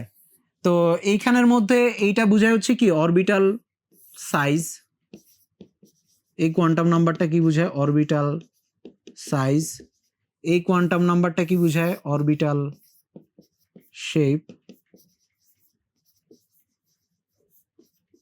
ঠিক আছে? শেপগুলো দেখতে কেমন হবে এটা আমরা দেখবো পরে। আর এটা দ্বারা বোঝা যাচ্ছে অরবিটাল ওরিয়েন্টেশন, মানে ত্রিমাত্রিক বিন্যাস আর কি, 3D ওরিয়েন্টেশন,